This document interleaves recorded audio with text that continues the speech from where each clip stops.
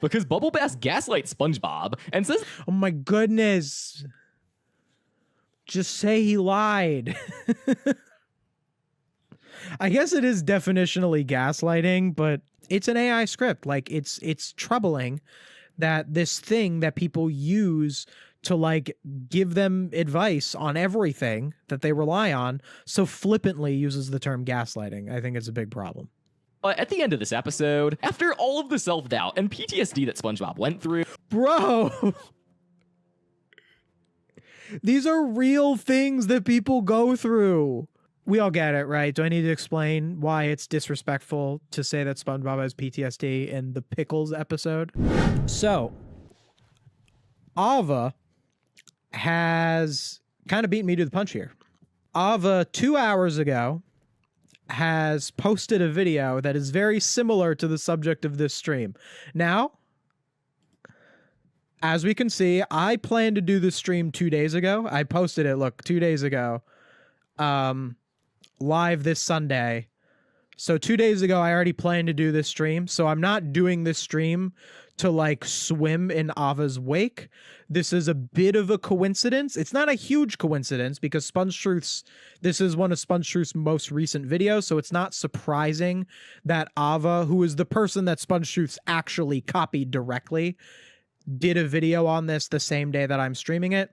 Obligatory, you should watch Ava's video on it. I am not going to watch Ava's new video on it. I think that you should watch it. You're watching this right now live. It's currently May 31st. I'm probably not going to post this to the podcast channel until Friday. So I think that'll give this video a lot of time to just gather views that won't really compete with my video. I mean, Ava's a bigger channel than me anyway. I don't think I'm gonna like I don't want to harm Ava's view count. Also, my stream, I yap. So like, I'm sure this is on the podcast channel. I'm sure it's over an hour long, whereas Ava's is only 20 minutes. So there's going to be different stuff with it. Oh, is he doing bingo? Can someone who's seen this video let me know if it's another bingo video? Because if it is, I'd feel even better about it because I'm not doing a bingo for this one. I haven't done AI SpongeBob bingo yet. I'm considering it, but Ava kind of capitalized on it already. I don't know. I feel like I'd have a fun spin on it. I'll think about it. It is an AI bingo video? Okay. Oh, we should have put it in the thumbnail that it was a bingo video because he's done really well on the bingo videos. And probably having the bingo card in the thumbnail probably helps. So I hope he still gets a lot of views on this video even without the bingo card in the thumbnail. His AI videos do pretty well, though. Okay, so let's actually talk about Ava himself, if you've never seen Ava. So Ava is, I think he's slightly, like, controversial. I think people, at least people on, like, Reddit, but, like, people on Reddit are idiots. But, like, people on Reddit, like, don't like that he's very harsh on modern SpongeBob. And they say the same thing about me on Reddit at times. They'll be like, complaining about modern SpongeBob. I think he has pretty good takes. I think I enjoy his videos a lot. I think he's a solid creator. So Ava's big claim to fame, it is his biggest video, is this. Classic SpongeBob would not get along with modern SpongeBob. It's only a 6-minute video, got 2.1 million views. On its own, this is a very simple concept of a video. You take the original version of SpongeBob, the SpongeBob of the early seasons, and the SpongeBob of the later seasons. I don't know exactly what the cutoff is. Like, I think he's more so I'd say it's more so comparing seasons 1 through 3 SpongeBob to like the past 3 seasons, or the past 3 seasons that were out at the time, like seasons 13, 14, 15, or whatever seasons were out when this video was made. I believe it was season 15. I believe this was pre-season 16 because this video actually came out before SpongeBob and Patrick's Timeline Twist Up, where classic and modern SpongeBob did canonically meet, where they had a flashback where modern SpongeBob met the version of himself that existed in season 1. That was like a thing that happened. This was before that. So the reason that this video did well is not only that the comparison between the original version of a character and the newer version of the character is an inherently interesting concept, but it's also because of the framing, the idea that not only are these versions of the characters different, but that if they met each other, they would not get along. I think that that's really was the secret formula, if you will, that caused this video to go from what would have been a very average performing video on this channel to his most popular video. Sometimes that just happens. Sometimes as a YouTuber, you have that video where there's just a thing that blasts it off. You just get that idea. This is kind of what happened with me with Sneakers O'Toole. Now I didn't get 2 million views on Sneakers O'Toole like Ava did, but on my channel where I'm a bit smaller than him, to get this many views on a video, you know, sometimes you just have that lightning in a bottle where it's like, the Sneakers O'Toole, it was a meme, and I capitalized on the meme and I made it a funny title with a funny thumbnail, and that just made it explode in popularity. When in reality, the Sneakers O'Toole analysis, this video, is really no better than this video, than this video, than this. Like, it's the same level of analysis, you know, it's all the same stuff. But sometimes it's just the idea of it, the package that it's in, just balloons it into popularity. So I guess this was a response to a concept that had already been going around at the time of classic and modern SpongeBob, like, not being friends. So most of the video is examples of times where SpongeBob was like a different kind of character in the classic era. And then, oh, it's mostly examples of him being a different character in the classic era. Yeah, and then here's something of him in like modern era. Yeah, this particular point is about how in Pickles, he's really tough with Bubble Bass. Like, it's like on site with him and Bubble Bass, they're rivals. And then in modern SpongeBob would be like, hi, Bubble Bass. You know, like they don't have that rivalry that existed in Pickles. They kind of dropped it. Like, it's just as a comparison of the sanitization of SpongeBob and how it shifted over the years. And that's kind of the video itself. I'm not gonna watch the whole thing. I think you should watch it. So from there, the dreaded AI channels saw how popular this video was, and 4 of them have made their own version of it. I think SpongeBob Universe is the oldest. Cartoonologies, when was Cartoonologies? No, Cartoonologies was first. And then No Villains Are Safe did it, but they didn't do it with SpongeBob, even though No Villains Are Safe does do SpongeBob videos. I'm sure No Villains Are Safe is going to steal it soon. I'm sure one of these days No Villains Are Safe is going to do modern SpongeBob and classic SpongeBob wouldn't be for. I mean, they're shameless. This channel is shameless. There's no way they're not going to do it. But they haven't done it yet. But they did it with Peter Griffin. So we'll talk about that when we get to that. So there's a couple different versions. The SpongeTruths one is about Patrick. It's why classic Patrick would hate modern Patrick. Did they do one for SpongeBob, or is it just they did not do it for SpongeBob? I guess, like, I wonder if SpongeTruths didn't do it with SpongeBob because it'd be too blatant that it was copying Ava. Maybe that's why, but like doing it with Patrick is also like you're still stealing the concept. And I guess that's kind of the question that I can ask here. Is it wrong? Like, let's say, you know, like we can get into the AI stuff in a second, but is it wrong to do this same video? To do the same, if you wanted to do your own take on why classic SpongeBob would hate modern SpongeBob? And I think in a lot of ways, yeah, I think it's pretty creatively bankrupt to look at Ava's video that is really not much more than taking examples of times where classic SpongeBob is different from modern SpongeBob. Like, that's the main thing that he did in the video. And like, maybe like let's say I took this video. I don't use AI. Let's say I did this exact video. And I watched Ava's video and I specifically chose different examples from Ava's video. Would that be like that great? You know, like, is it good for me to do that? Maybe it would be okay to do this video if I had like a really novel take on it that was not the same as what Ava's main point was. I think that that's kind of a way to look at it that might have made it better. But I think in general, it's pretty creatively bankrupt to just take a novel video idea like this and just do it yourself, AI or not, you know? Now, that doesn't mean that you don't always do similar videos. Like, for example, I questioned if Modern SpongeBob remade another classic episode. This video is about Sheldon SquarePants.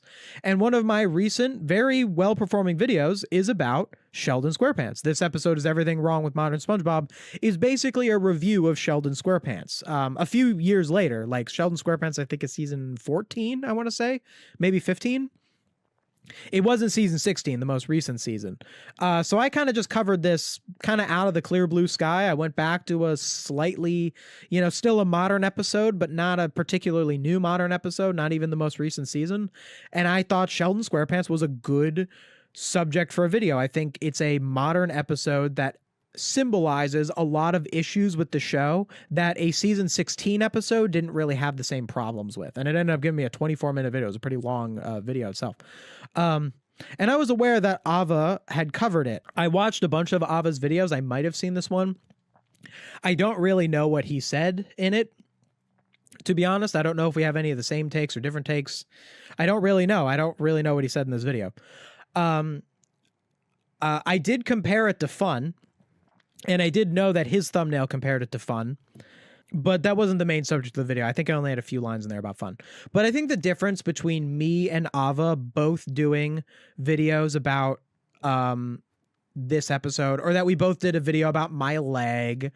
What's another one that we both did? We both did a video on the SpongeBob movie. This is the one, the trailer reaction, but he also did a new SpongeBob movie video. Well, we've done Squidward torture videos. We both covered Tango Tangle, although I had positive things to say about it. He had negative things to say about it. So you kind of get the point. But I think the difference is that the kinds of videos that Ava and I share are that we're covering the same episodes. Those are the kinds of videos that are the same between me and Ava. We cover the same episodes. And of course we do. We're primarily SpongeBob channels. So when the new season comes around, we're going to cover a good majority of the episodes. I'm sure that's going to happen with season 17. But I don't go out of my way to do the same subjects, I guess another similar thing we do is we talk about AI channels as well. Like we're doing this video, we're kind of covering the same thing right now. But I think what I'm doing is a little different because I'm talking more, again, I haven't seen this video. It seems like he's doing a bingo. I'm talking generally about the principle of why this video was so big that these other channels copied it. Now, I don't know if that's going to be a subject of this video. I haven't seen it, but that's generally what I'm doing with this video. Let's see how these other videos, how these other AI channels did this same concept. So before we get into SpongeBob Universe's stolen Ava video, I want to talk for a second about SpongeBob Universe because they came back. I thought that they were dead and they returned. There have been a bunch of AI channels. This happened when we talked about mustard pregnancy. Yes, that's an actual name of one of these stupid AI channels. This happened with Abyssal Tunes too. There's a couple of these AI channels that haven't posted in months. And SpongeBob Universe was one of them until 5 days ago.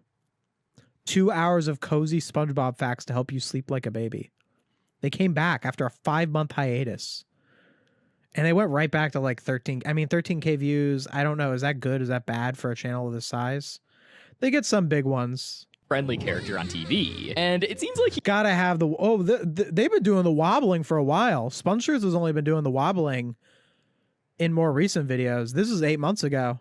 He has absolutely no enemies. Well, except for himself. More specifically, same image that Ava used the beginning of the video. His newer, more annoying self. So in this video, we're gonna look at why classic SpongeBob would absolutely despise. Look at that brain rot editing.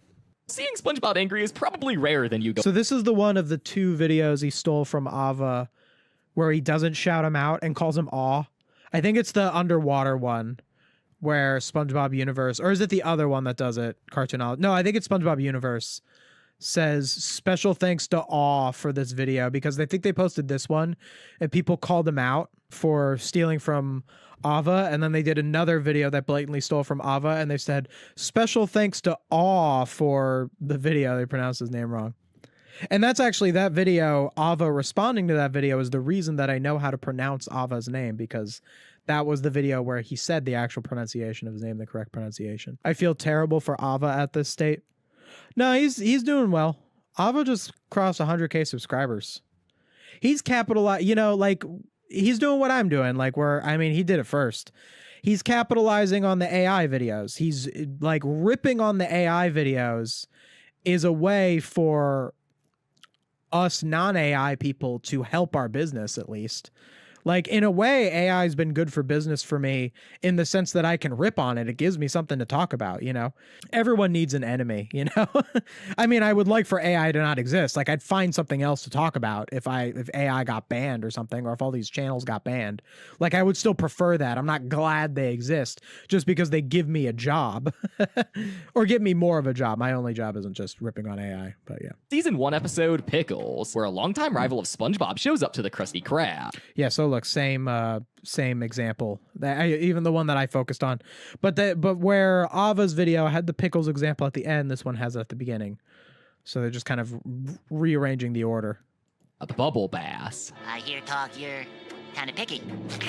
And SpongeBob has a good reason for not liking him, because Bubble Bass gaslights SpongeBob and says, "Oh my goodness, just say he lied." I guess it is definitionally gaslighting, but it's not the place for it. It's not the place for it. Discussing the episode Pickles is not the place to say gaslighting. Gaslighting is an abuser technique. Bubble Bass is a bully, yes, but he's an interpersonal bully at like a workplace. He's more comparable to like a bully at like school or something. You know, gaslighting's like, you know, a domestic partner abuse. Like, that's what gaslighting is used for. Or like, you know, an abusive parent. Like, we got to be more responsible with our words. Just say he lied. Bubble Bass lied. Also, this is false because you're saying that SpongeBob doesn't like Bubble Bass because Bubble Bass gaslighted him into thinking that the Krabby Patty had no pickles. That's not why SpongeBob doesn't like Bubble Bass. In fact, the reason that this episode is funny is because we don't know why SpongeBob doesn't like Bubble Bass. It's not really said. SpongeBob sees him and goes, Bubble Bass, and it immediately sets the tone of who this character is, that he's like, if even SpongeBob is side-eyeing this guy, like he's trouble, you know? Although he does say, rumor has it you're kind of picky. So maybe it's just like he has a reputation for being a difficult customer. So that's why SpongeBob would be tough with him. And then he also is like, here you go. Like, he is kind of nice to Bubble Bass, but he's still much more adversarial with Bubble Bass. So like the comparison between the modern episodes where he's like, Bubble Bass, hi. Also, gaslighting is over a prolonged period of time. Yeah, that's a great point too. It's an AI script. Like, it's troubling that this thing that people use to like give them advice on everything that they rely on so flippantly uses the term gaslighting. I think it's a big problem.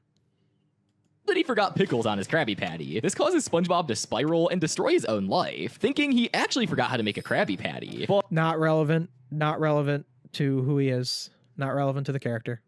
But at the end of this episode, after all of the self-doubt and PTSD that SpongeBob went through, bro, these are real things that people go through. We all get it, right? Do I need to explain why it's disrespectful to say that SpongeBob has PTSD in the Pickles episode? And you're downplaying what the episode's really about. Like, this episode has a good lesson. It's not about PTSD, obviously. And also, the lesson of the episode has nothing to do with this. Like, I'm sure, let's see an Ave's video. Let's compare it. Debut episode in season 1, Pickles. Bubble Bass. Love Ava's voice. Isn't it night and day just hearing Ava's so like chill voice after this obnoxious fake YouTuber, I don't know if it's AI, but it might as well be if it is or it isn't. Who cares? It's awful voice, to just get Ava's chill like conversational voice. You know, it's a different kind of voice from the voice I do in my videos. I try to sound like a college professor in my videos. Mostly because I sound like a college professor in real life, so I just kind of need to lean into that. But Ava's voice, I think, works so well because he just sounds like a guy you're hanging out with talking about SpongeBob. That's why I think his voice works so well in these videos. SquarePants. I hear talk you Okay, so relevant footage. Like he uses the audio, but it's relevant to the point. make a mean Krabby Patty. Yep. I hear talk you're kind of picky. That's a place to pause. That was a long clip. How long was that clip? Oh, he used like 10 seconds. I hope he didn't get demonetized on this video. He's complained about getting copyright claims, Ava. He should be careful with that. Like from an artistic standpoint, I don't have any issue with the clip going on for 10 seconds. I think it was all relevant to the video. Just for his own sake, I don't want him to get demonetized on stuff because I know he's complained about it. I max out at 6 seconds. I don't use more than 6 seconds of footage. I don't risk it. And I've never gotten a copyright claim. With how he is treated by SpongeBob in... Boom, he's done talking about pickles. Here's what he did with pickles. He introduced the concept of pickles and Bubble Bass. He shows Bubble Bass and SpongeBob interacting in pickles. And then boom, he moves on to comparing it to modern SpongeBob. That's it. That's all you have to do. And that's why this video is 6 minutes. It didn't need to be longer. He could have gotten away with more. I think he could have gotten away with talking about it more. He could have said more. It's fine that he didn't. I think that the video gets its point across either way. Why is it recapping the entire episode of Pickles? Doesn't have anything to do with SpongeBob's personality. The point of the comparison of Pickles Bubble Bass to modern SpongeBob Bubble Bass is look at how long it talks about it. Look at this. Front goers shame Bubble Bass and praise SpongeBob. And while he certainly was angry when he found out that Bubble Bass was lying, throughout the episode, we can see that SpongeBob was more angry with himself. This is because it does try to make a point about the episode saying he's not mad at Bubble Bass in the episode and he's more, that doesn't have anything to do with his personality. What is this argument? SpongeBob was more angry with himself. This is because because he didn't know Bubble Bass was lying. This is why recapping the whole episode and trying to find a point is not a good idea.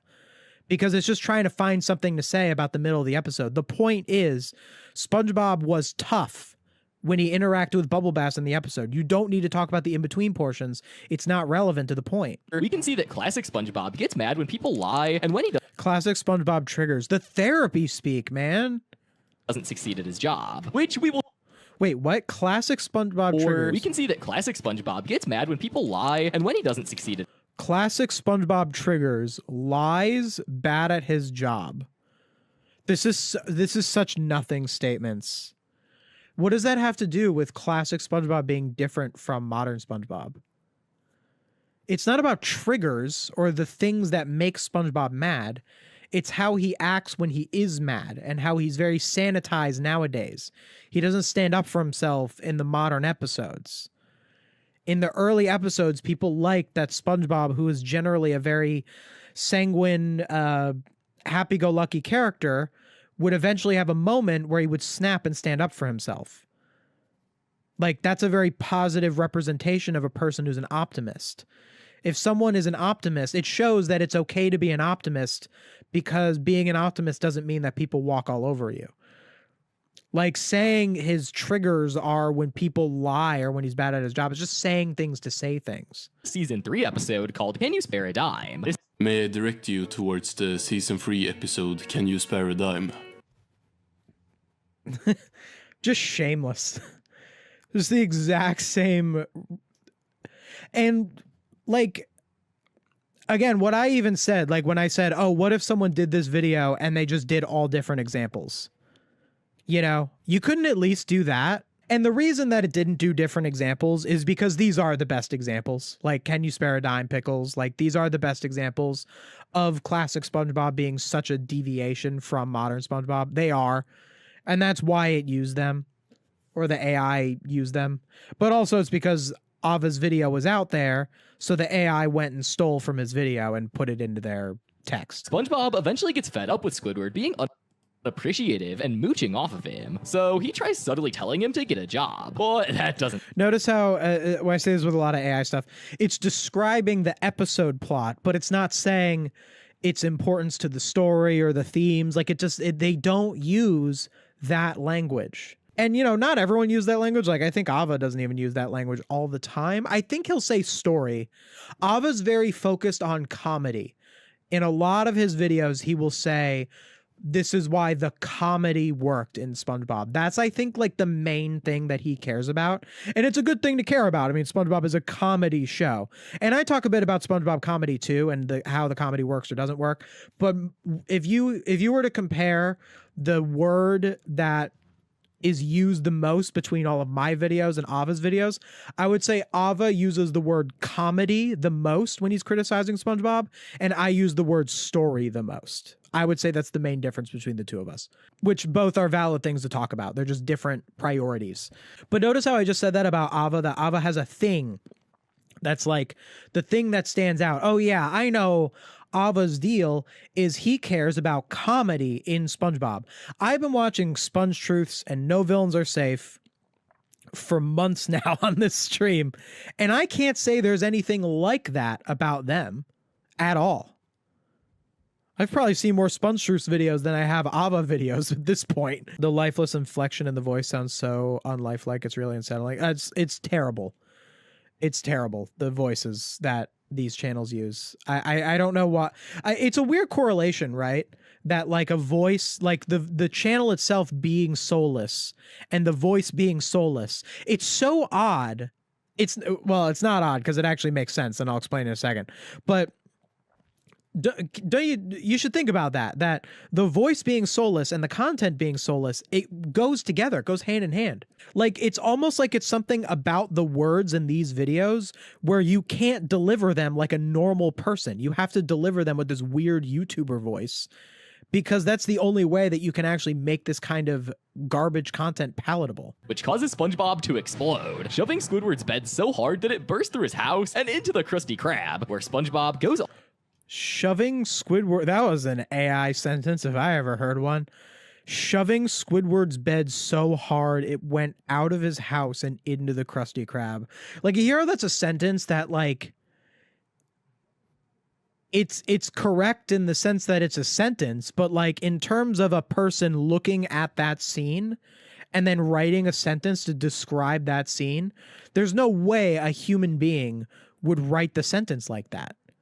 But like an AI will like see that like that's how a sentence is structured, and it will just make it the sentence. So this episode shows that SpongeBob hates people who are mooches, petty, and don't appreciate his help. Classic SpongeBob triggers: mooches, petty, and don't appreciate help. What? What are you talking about? That episode specifically just the episode specifically created a situation where he would get mad at Squidward. It doesn't mean that SpongeBob is particularly against the concept of people who are mooches and don't appreciate help. Everyone is like that. In fact, SpongeBob was very understanding of Squidward being a mooch. In fact, I would think that SpongeBob is more tolerant of someone being, even classic SpongeBob, is more tolerant of someone being a mooch than the average person. I think the point of that episode is that Squidward was so far beyond being a mooch that even SpongeBob called him out for it. This is just listing things that happen in episodes that make him mad and acting like they're triggers to make it sound profound. But we get to see more of classic SpongeBob's personality in the episode Dying for Pie. He didn't talk about dying for pie, I don't think.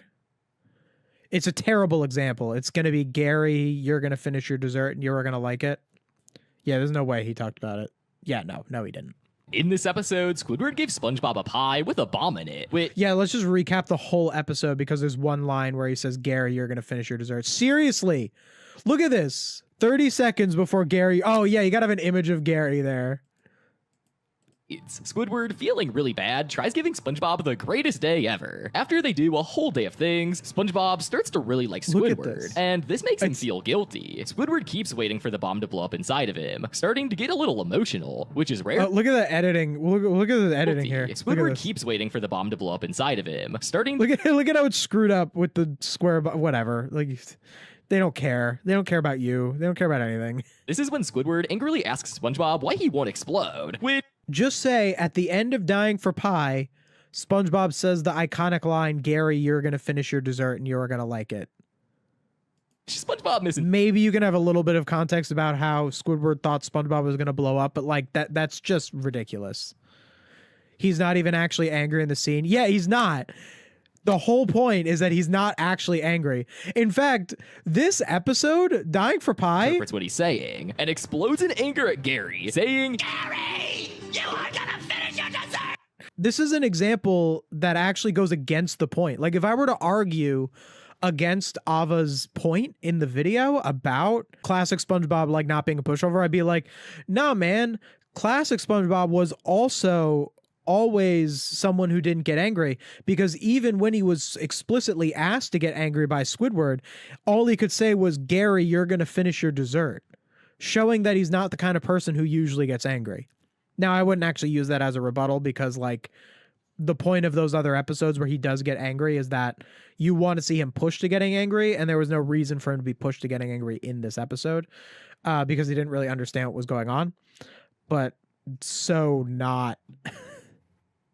So ridiculous. A show that he has a lot of pent-up rage towards whenever Gary doesn't listen to him. No, it's a joke, bro. Did you even listen to the joke? He said, Gary, you're going to finish your dessert and you are going to like it. The joke is that it's a nice thing to say, but he's saying it angrily. The joke is that SpongeBob is such a nice, loving person. It's a very wholesome joke, actually, that the only thing that he can think of when asked to get angry is, please enjoy a treat, my pet. It ain't that deep, bro. And also, that ruins the joke so much. Are you kidding me? That joke being that he's genuinely angry at his pet? That's not the joke. Therefore, we can say that SpongeBob gets very angry when people don't listen to him. And no, we can't, because he's not that I Was a Teenage Gary. This episode is one of the rare times where the fan base thinks that Squidward was the worst part of the episode. This is because... What? I don't know. What? Is it? SpongeBob goes to the jellyfish farm, and Squidward just... While SpongeBob goes to the jellyfish farm? I'm sorry? AI hallucination much? The jellyfish farm. It's a jellyfish convention in Ukulele Bottom, dude. Watch the show. Gary in a really rough state, and SpongeBob gets upset, further reinforcing the idea that he doesn't like it when people don't listen to him. Wait, what are you talking about? SpongeBob doesn't get angry. SpongeBob doesn't know that Squidward did that. When does he get angry in this episode? He gets sad because his pet is sick.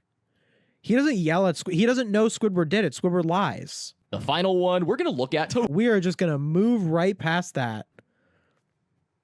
Just lying. Just absolutely lying.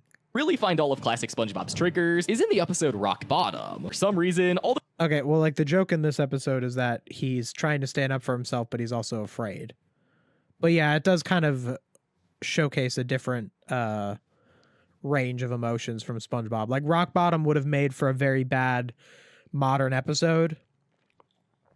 One, because Rock Bottom is so SpongeBob season 1 art style at its best.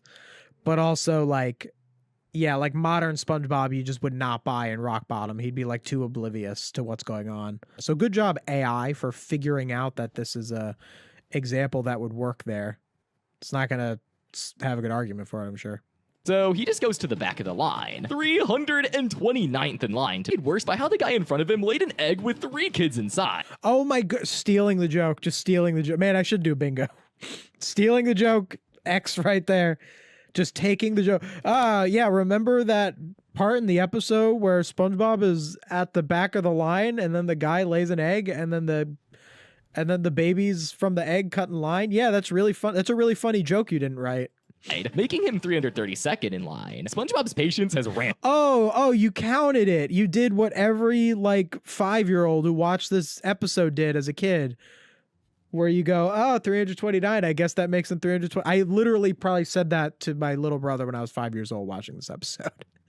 Like that's how shallow the observation is. This shows that although classic SpongeBob is a very patient guy, he has limits. So what? Why was he wearing a Giants hat? Look at this image. But he cares. This shows that although classic SpongeBob is a very patient guy. Look, why did they use this image? Why did they use the image that was probably from like a sports related reaction image? Like this was probably like some kind of like football Twitter or something where they were like Giants fans right now because they like lost the Super Bowl. Like that's what I think that this is. Like why? They probably don't even know that this is an edit. They probably just like that's how much whoever edits this just has never seen SpongeBob before. They probably just thought this was the actual shot. This is the biggest differentiator between modern and classic SpongeBob. Classic. Those were both images of classic get SpongeBob. under his skin.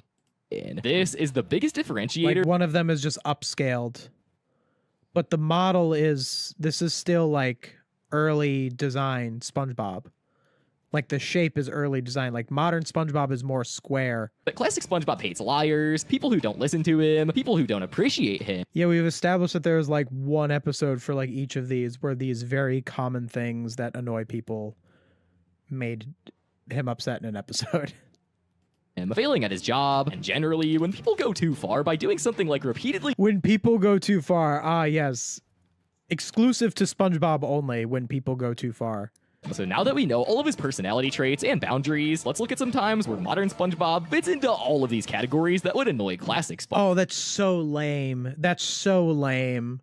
So the video sets up a really vague list of things that annoy him, and then it's saying, let's find a modern episode where like they don't and say that that's inconsistent.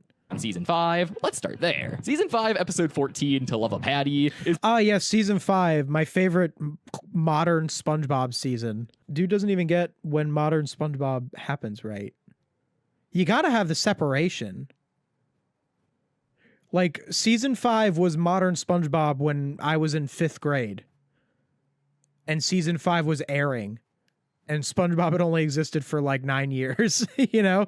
Like... Season 5? Are you serious? This was 8 months. Plain to See is season 13. Like, I guess, like, it's like anything that isn't classic SpongeBob, but, like, my goodness. This has to be one of the most egregiously annoying appearances SpongeBob has ever had. This is not only...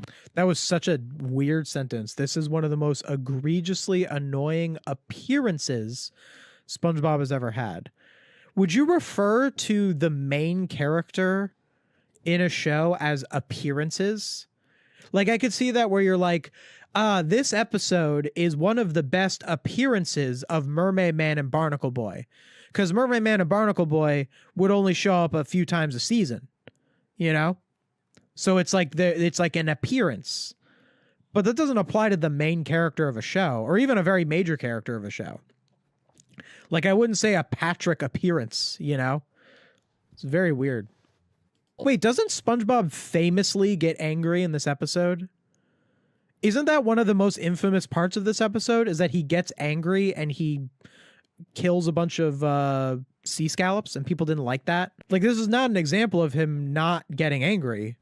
I don't know what argument it's trying to make here. Disgusting the Krabby Patty was getting, which was so bad that he scared off the customers of the Krusty Krab. This would not only get under classic SpongeBob's nerves, but as seen in the Pickles episode, SpongeBob What gets really tilted when he doesn't do his job right, which is exactly what he's doing in this episode as he scares off the customers.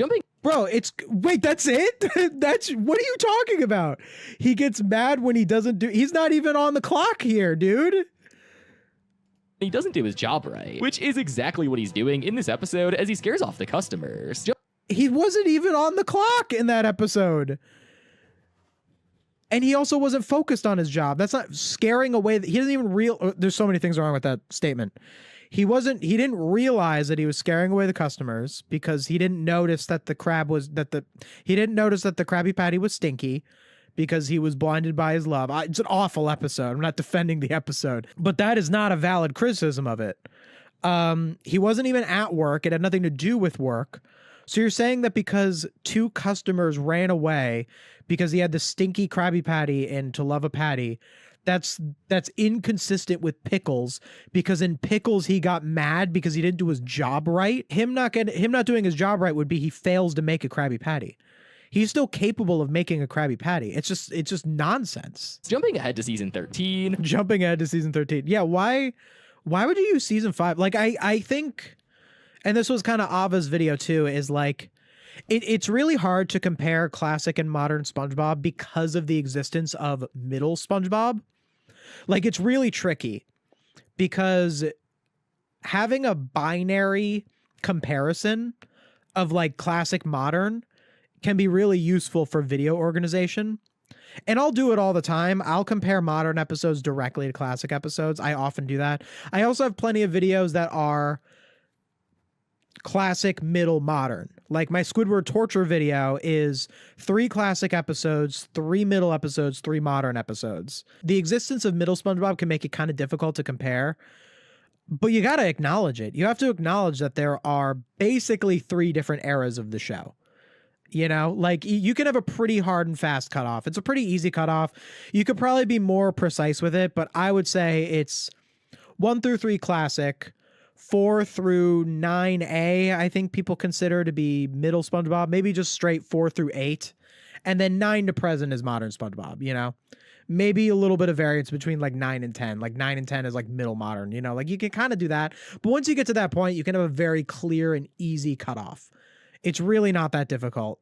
But to say like season 5, that like we all watched season 5 when we were kids, you know, we weren't that much older when we watched season 5 than we watched season 3, you know, provided you're, you know, the same age as someone like me, like you could have been any age. But like when you have that difference, when you say modern SpongeBob, classic SpongeBob, modern SpongeBob is like episodes that aired recently, when you're in a different part of your life. And that is a different emotional place that you're in.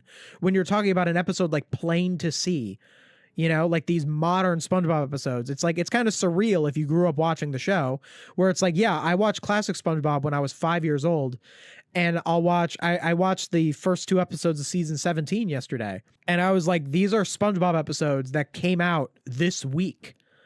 And they have a lot of problems, you know. The intro to the first episode of season 17, I have more mixed opinions on rather than fully negative, but you know, I'm going to do a video on them. But like, that's surreal, you know, and that is a part of capturing people's emotions when you cover these episodes. And that's a good reason why it's important to differentiate between modern SpongeBob, classic SpongeBob, middle SpongeBob. Also, middle SpongeBob is written differently than modern SpongeBob. The SpongeBob in that season 5 episode is, yes, different from classic SpongeBob, not in the way that it described, but it is different from classic SpongeBob and modern SpongeBob because they're very different eras. And sometimes it's not relevant to talk about middle SpongeBob. Like, a good reason, like if you're an aspiring creator, it's okay to skip middle SpongeBob when you have these kinds of discussions. To just go, here's what SpongeBob was like in the first 3 seasons, and here's what SpongeBob is like now, and that is a problem. And the reason that that's fine to not acknowledge middle SpongeBob is that middle SpongeBob isn't really a problem anymore. I run into this issue a lot because I'll criticize middle SpongeBob. I have plenty of videos that criticize middle SpongeBob, but middle SpongeBob is over. Like, when I criticize middle SpongeBob, when I say this episode of middle SpongeBob didn't work, I'm not saying it from a standpoint of, oh man, SpongeBob really needs to change how it writes the episodes, because it already did. It doesn't write episodes like that anymore. But when you talk about modern SpongeBob and compare it to classic SpongeBob, you're saying modern SpongeBob should be written like classic SpongeBob. You know what I mean? And that's relevant because modern SpongeBob is currently being written the way that modern SpongeBob is. So when you make an argument like modern SpongeBob isn't as good as classic SpongeBob, you're saying you want them to write modern SpongeBob the way that they used to write classic SpongeBob. Middle SpongeBob is both not how you want SpongeBob to be written, and it's not how it's written anymore. So looking at middle SpongeBob is really only relevant insofar as we can find things that are wrong with it to teach about writing. But with modern SpongeBob, you can find stuff that's wrong with modern SpongeBob and say, this is how the show should change from here. That is the major difference when you talk about modern SpongeBob and middle SpongeBob. And it's often why I prefer to cover modern SpongeBob as opposed to middle SpongeBob, because middle SpongeBob, and also why middle SpongeBob videos get fewer views than modern SpongeBob videos, because modern SpongeBob is currently happening. Our next episode is A Plain to See. In this episode, A Plain to See. Should I just point out every mistake? It just gets dull after a while. but SpongeBob and Patrick need to be with Squidward 24/7, so they do everything they can to stop the flight. This would That's not what that episode is about. SpongeBob and Patrick need to be with Squidward 24/7. So they don't stop the flight. They don't stop the flight at all. The flight happens and they keep causing problems that torture Squidward. Not a good episode. Again, I'm not defending it, but criticize it correctly. SpongeBob and Patrick, this is another thing that AI does. It pretends that the characters are more malicious than they actually are. This is another AI thing I talk about a lot. AI likes to act like characters do things on purpose when they don't. It likes to, because I think that's a common like theory video thing, is you take an oblivious character and you say they're malicious. You know what probably popularized that? It's the game theory Mario is evil video. As much as I don't have all negative things to say about game theory, I think that there's a lot of positives to their existence. There definitely are some negatives to game theory, and I think something like the Mario is evil video is one of them, where it has this thing where you take characters who are innocent and you go, what if evil? And AI is like, just leans into that because it's so common because of that game theory video, or because of just general game theory videos. There's another film theory video that's like about how like Dory and Finding Dory is like faking it. I should cover that on the channel. I think that would be an interesting video to cover. It's a very old video, but would enrage classic SpongeBob, not only because he loves Squidward, but also seeing someone try to stop. What? This would enrage classic SpongeBob not only because he loves... What do you mean? Classic SpongeBob mess with Squidward all the time. There's so many episodes in classic... Do you think that Squidward torture started in middle SpongeBob? It most certainly did not. Squidville, jellyfishing, the camping episode... Bad things happen to Squidward all the time. And sure, like, sometimes SpongeBob would be concerned about it, but, like, that's just ridiculous. Another reason, though, is because Squidward makes it clear multiple times that this is just a vacation and that he's coming back. But modern SpongeBob doesn't pick up on that. And as we've already established, classic SpongeBob really doesn't like when people don't listen. But now, let's fall down to... What does that even mean? Classic SpongeBob doesn't like when people don't listen. Shows that Gary, you're going to finish your dessert. I don't even know. The deepest pit. What era was Annoy Squidward Day? Season 1. Season 1 was the Annoy Squidward Day joke. So it's always been a thing that SpongeBob annoyed Squidward, to the point where they were self-aware of it and making meta jokes about it in season 1. Multiple times. There's an episode they just used. I don't know why they use this random shot of him being naked in Nature Pants, but in Nature Pants, there's a scene where Patrick goes, "Oh boy, is it time to ruin Squid's day?" And this is shown in the episode Boating Buddies. You might have been noticing. Why are we back in season 6? Again, it is a very differently written SpongeBob in season 6. But you can't present season 6 SpongeBob and say he's worse written than classic SpongeBob and present it as if it's a problem with the modern show. It's not. SpongeBob isn't like how he is in season 6 anymore. Yes, SpongeBob is very obnoxious in Boating Buddies. It does harm the episode, the way SpongeBob acts in Boating Buddies. But that's not how he is in modern episodes. They don't write SpongeBob like this anymore. You can criticize it in the sense of, hey, this is bad writing, but to say that it's like a problem with modern SpongeBob just isn't. Noticing a pattern that Bro, does AI think modern SpongeBob is like anything past season 4? That he tries to pay him to leave, which doesn't work because he already paid him the day before to leave him alone. Eventually, thank you for recapping the joke. Yes. Squidward gets so mad that he drives away and runs to a stop sign, which causes his boating license to get revoked. And so he needs to go to boating. Just say they're in boating school together. Oh, look, SpongeBob's eyes are a little mismatched here. Someone tell Cartoon Corey we got another animation error. This further emphasizes the annoyance of modern SpongeBob. This further emphasizes such an AI phrasing. Actually got someone hurt, which classic SpongeBob would not be happy with. Classic SpongeBob got Squidward hurt all the time. jellyfishing, bubble stand, the camping episode. I guess he wasn't happy about it in the camping episode. He was scared for Squidward. Final episode we'll look at to prove this is in Man Ray Returns. In this season 11, this is all over the place. SpongeBob makes his life an absolute nightmare out of I don't know. I haven't seen this episode. Because Man Ray's a villain and SpongeBob likes Mermaid Man and Barnacle Boy. So SpongeBob like tortures Man Ray because he's a villain and he thinks he has to stop him and he's naive or whatever. It's not going to acknowledge it. Okay, enough. Away with you, SpongeBob universe. I am devastated that you've returned. 1 million views. Oh my goodness. How? Actually, how? That's so crazy. That's nuts. Is it still using the same narrator? This is every episode of... It is the same narrator in their new ones. Just awful that these exist. Just making the world worse. All right, let's do SpongeTruths. All right, so SpongeTruths did that video, but it's about Patrick, so it's not going to steal the exact things that Ava stole. SpongeTruths, again, they're falling off. I think SpongeTruths has been doing a lot worse lately. They had a pop-off, 626K views, and then another 400,000 views. And their best video since that, it's only been a month, you know, they post so much, post 3 times a week. They just got to 10K views on their homophobic video. Their stupid political one that I covered in my recent stream didn't crack 10K.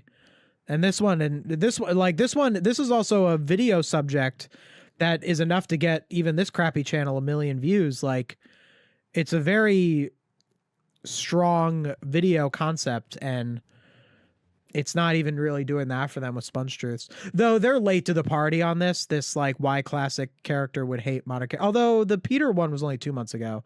This one got them almost 1 million views. What is this? Who's watching it to 1 million? Is it just people who've watched the Ava one? Like, if you've seen the Ava one, why would you watch? I guess you could watch the Peter one because they're different characters. But I don't know why SpongeBob Universe got 1 million views and Ava got 2 million on his.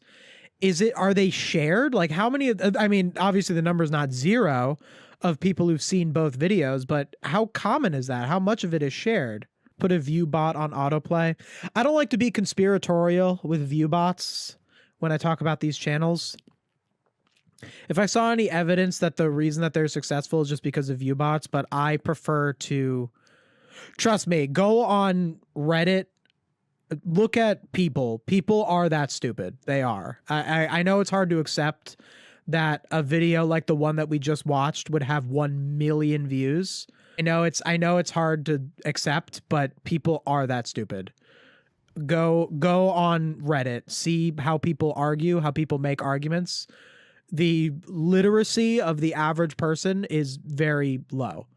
We have progressed little from like the Middle Ages. We might as well just like all be like illiterate farmers. Like, so, no, it's not that bad, but not to be that's a little too cynical. We're much better than that. Like, people can read at least.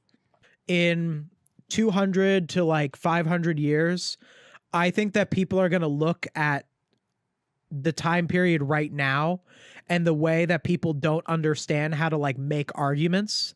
I think that future generations are going to look at our time period the same way that we now look at people 500 years ago, where the peasantry couldn't read and that only like the aristocracy can like, you know, could read back then. Like today it's not as class-based. Anyone can learn how to make arguments. It's a part of, if you're willing to learn, anyone could go learn to make arguments. There are YouTube videos that you could just watch. You know, obviously it does correlate with wealth. You know, like I learned a lot of how to argue because I went to college. You know, not everyone can afford that. So there's like, you know, there is a class distinction there.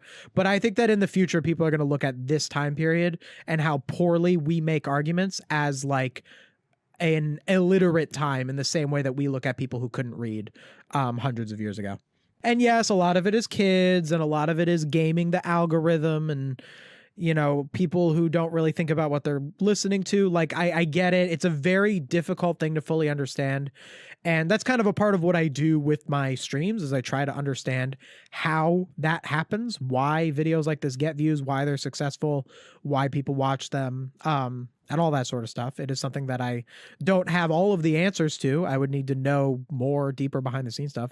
And maybe they do bot their views. Like maybe there's a whole scam that I or no one else knows about. There's a whole scam, a way that they bot views systematically that totally screws over YouTube. It would be fraud. It would be a huge deal if it was, because the advertisers would be getting screwed over out of what would probably be millions of dollars. It would be a huge deal.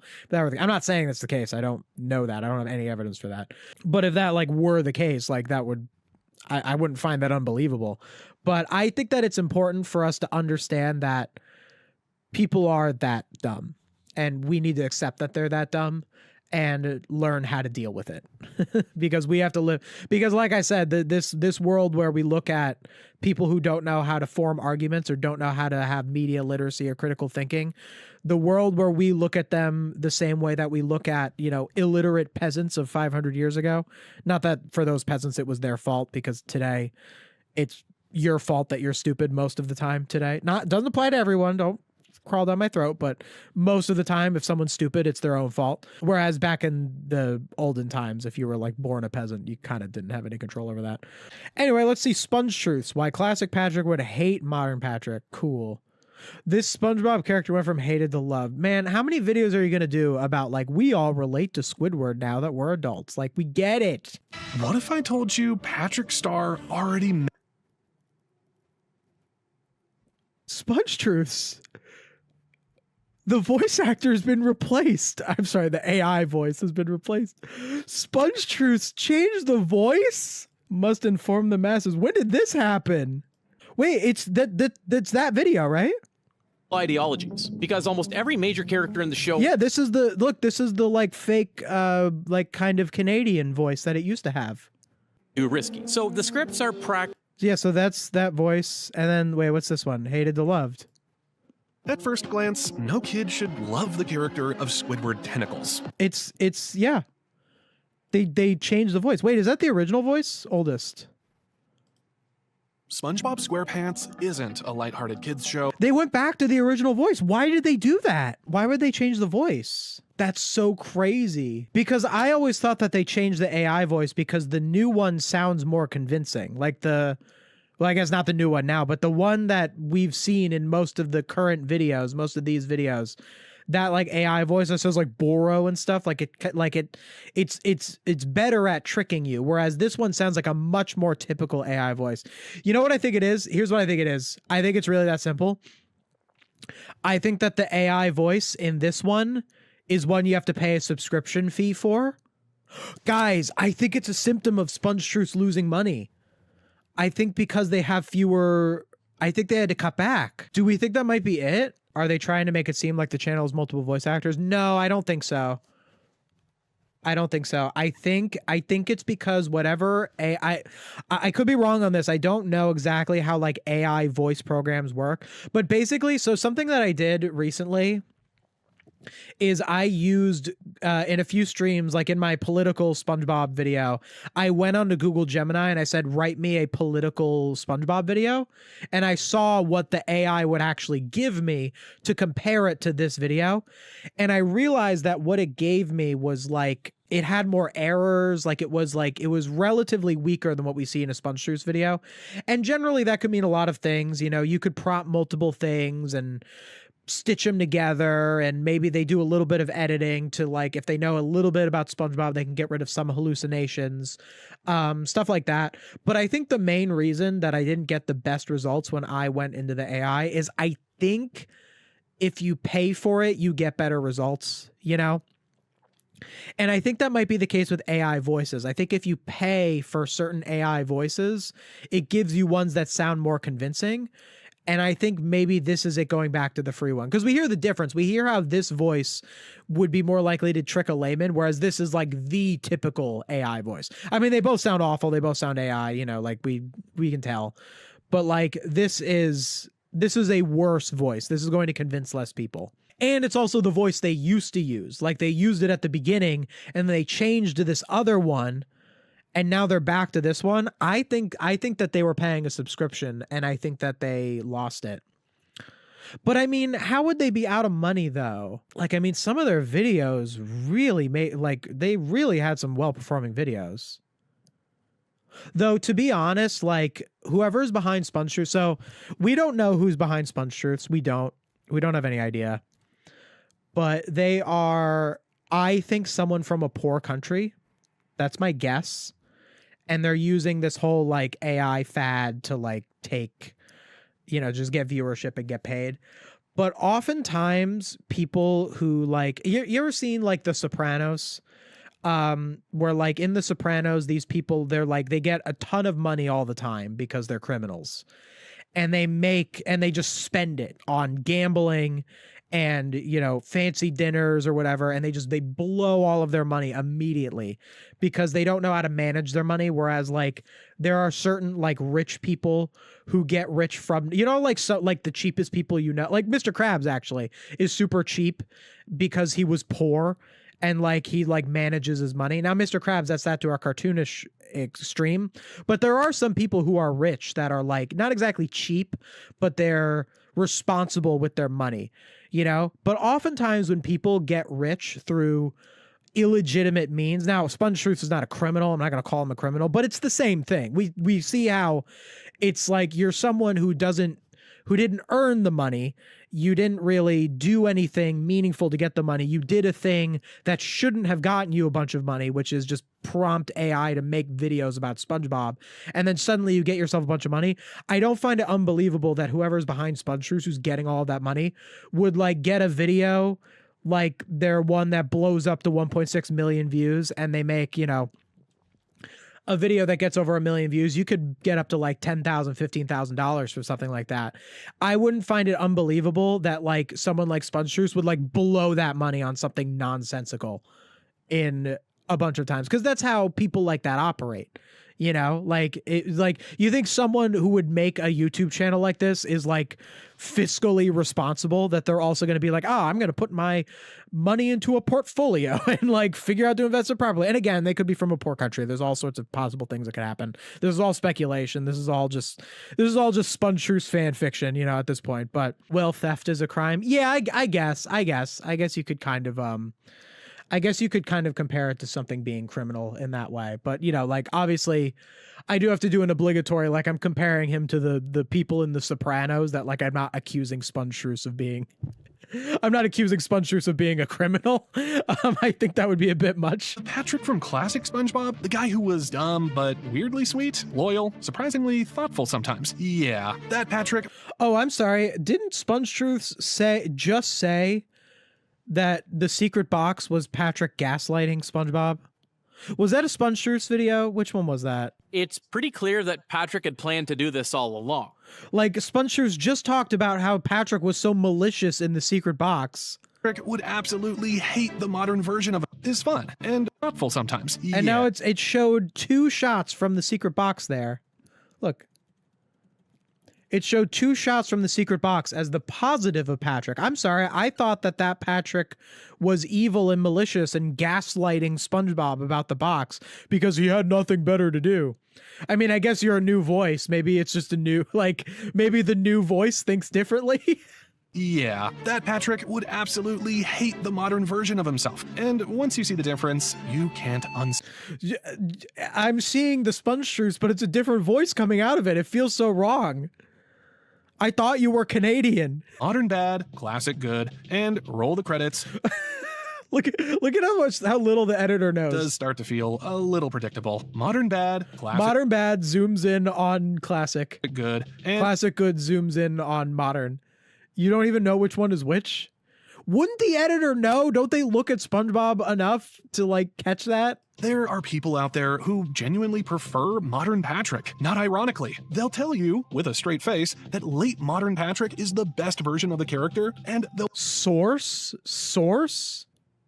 fight for it. So before I make the case, show me the argument of I don't think I've ever heard that argument. I've heard people say, like, modern SpongeBob is fine and people overreact to it, like, being bad.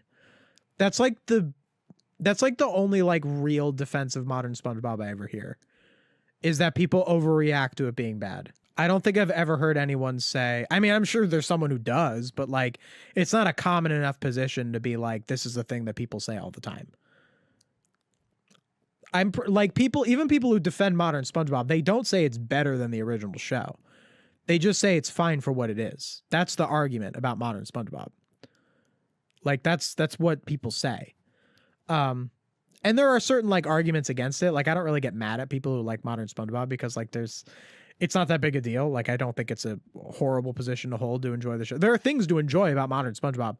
Like, I criticize a lot of the story stuff, but when you watch modern SpongeBob, there's more to a piece of media that you can enjoy than just the story. I just focus primarily on the story because I'm a story-based channel. That's the thing that I cover. I've never heard this modern Patrick is the better Patrick.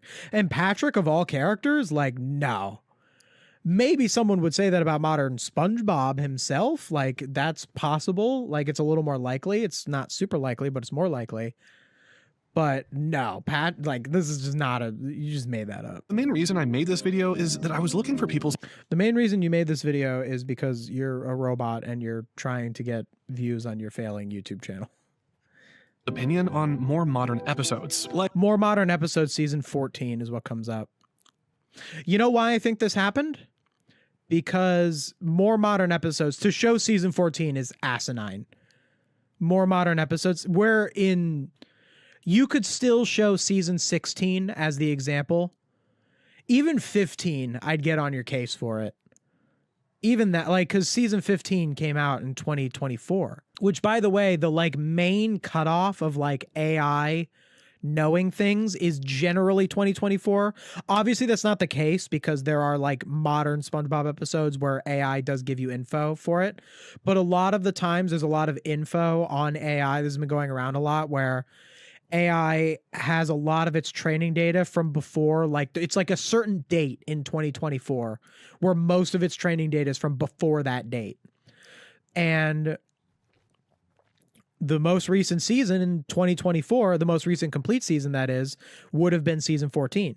Season 15, I think, was airing, or maybe was about to air. I don't know the exact airing schedule, but it is odd that season 14 being like the most recent season would have lined up with that 2024 timeline. And as we saw when I tested out the AI, this is why I think it is a little bit valuable to sometimes see what AI spits out when you prompt it. Is AI will give editing notes. It will tell you put something in. AI won't only give editing notes, it'll literally give you an image, not an AI generated image, a real image to say use this image in your video. So it'll take this non-AI generated image of the 14th season and it might literally say in the AI output, it will say put in this image to represent modern SpongeBob. That literally could happen. I'm not saying it definitely happened. I haven't seen their prompt and how that worked, but that could happen. We saw that in a recent thing that I tried to prompt to do an experiment. Is there any new opinions or conversations on it? Because, you know, that's kind of what I do on my free time. And then I found this post. Kind of what I do in my free time, lying about that you're a person, acting like you're a person. Kind of what I do in my free time. Post on r/SpongeBob. Title: Am I the only one who kind of prefers modern? Oh, we got a source. I guess I was too hard. Wait, I want to see this post because r/SpongeBob can get like no views at times. Hold on, I don't buy this. Found the post. It has 18 upvotes. Acting like this is some kind of common opinion. It has 43 comments. Like, I mean, it's an amount of comments, sure. And notice how it cuts it off. See, it just shows the post. Like, a Reddit post existing doesn't mean that it's some widely talked about subject. See how it lies to you? Let's see what it says in the thing. Am I the only one who kind of prefers modern Patrick? Yes, I'm aware the screenshot isn't exactly considered modern SpongeBob, blah, blah, blah. I was never really a fan of classic Patrick. Then he gets post-movie middle era with episodes like Rule of Dumb, Gift of Gum. Then around season 8 or 9, something happens. He has a different speaking cadence that's more dopey and slow. Like he has to carefully piece together each sentence in his head before he can say it. I think This is really prevalent in Goodbye Krabby Patty. I think it's adorable. Some of his more mean-spirited traits melt away from him from his truly idiotic, childlike creature. Instead of Patrick giving SpongeBob advice like we see in earlier episodes, it's the other way around with SpongeBob giving Patrick the advice. So their argument in the Reddit post is they like modern Patrick specifically, not middle Patrick. They even said that they don't. He gets worse in the post-movie middle era. So this person, in this person's opinion, they like modern Patrick the most, and classic Patrick in the middle, and middle Patrick the least. That's what this person's post says. That's what their argument is. And SpongeTruth acted like that's like a really common opinion, which it isn't. I mean, it's this person's opinion, and they have a real argument for it. They have an actual reason. I think it's adorable. I think his mean-spirited traits melt away. They like the dynamic where SpongeBob gives Patrick advice. I prefer Patrick giving SpongeBob advice. That's just a personal preference. That's fine. You know, that's just a regular opinion that I'm sure SpongeTruth is about to steal. They just kind of turned him into a dumb baby. Classic Patrick was a dimlet, but he was also interesting. You never knew what he was going to say. Patrick is actually a great friend in season 16 so far. Yes. All right, so of the 43 comments, one of them is yes. And one of them is an image. Yeah. Yes, you absolutely are. Absolutely. These are the comments that lead to the 43 comments that has convinced SpongeTruth that this is some kind of major debate. Yes. Show quote. I mean, old Patrick was more intuitive, blah, blah, blah, blah. Just someone making an argument. One upvote. You see how you can like make something sound really official when you're like, someone on Reddit said, like, you know, nonsense. Let's see what they actually say. Also splits Patrick into 3 eras. Classic Patrick, seasons 1 through 3. He also split, dude, everyone splits them into 3 eras. There are 3 eras. Why are you acting like that's unique to that poster? If you don't know that there are 3 eras of SpongeBob, bro, you'd learn that like in like SpongeBob class, you'd learn that like day 1. That'd be on the syllabus. Learning about the 3 different eras of SpongeBob, classic, middle, and modern. Everyone knows this. Is fine, he says. Just fine. Not his favorite. Most of those episodes work because of SpongeBob or Squidward, not because of Patrick himself. Then comes the middle era. That is a pretty nuts take. I mean, Patrick is often considered the funniest character in seasons 1 through 3. Would I say he's the funniest character in seasons 1 through 3? He probably has the lines that I probably laugh the most at, I'd say, in season 1 through 3. I don't think he's my favorite character, season 1 through 3. My favorite character is Plankton. Plankton doesn't have a huge presence in the first 3 seasons, to be honest. Although when he's there, he's got some pretty good episodes. That version is bad, simply because the writing wasn't strong enough to earn it. But then around season 8 or 9, Patrick gets softer, slower, dopier. They're just stealing the Reddit post. They're just taking this person's Reddit post that we just read. They're just taking someone's Reddit post. Someone's Reddit post that got 18 upvotes, by the way. Like acting like see how they frame it? Like this is like some like this is like the major discussion. Like they're taking something that wasn't even a big discussion because they're running out of stuff to talk about. They post 3 times a week. And they only talk about SpongeBob. You're gonna run out of things to say. And instead of giving SpongeBob terrible advice, he's the one being mentored now. Patrick the game, Patrick wants to make a video game, doesn't know how, and his friends... Wait, look at this. So the Reddit post said, like in Patrick the game, he just wants to make a good game. So it was reading and quoting the Reddit post, and now it's going... He's the one being mentored now. Patrick the game, Patrick wants to... So it goes into Patrick the game. So it's still taking from the Reddit post, but now it's acting like it's its own observation. It's not showing the Reddit post on screen anymore. It's showing the episode. So it's taking the Redditor's observation as if it's SpongeTruth's observation. Patrick wants to make a video game. The hallucination. Maybe I'm wrong. Maybe the free AI is the one they're using. Maybe there isn't a difference between the free one and the paid one in terms of hallucinations. Maybe they all hallucinate.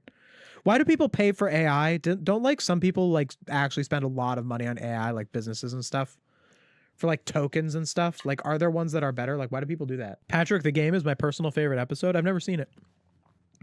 I need to watch every SpongeBob. I need to just go through and watch every single one. I need complete encyclopedic knowledge of the show.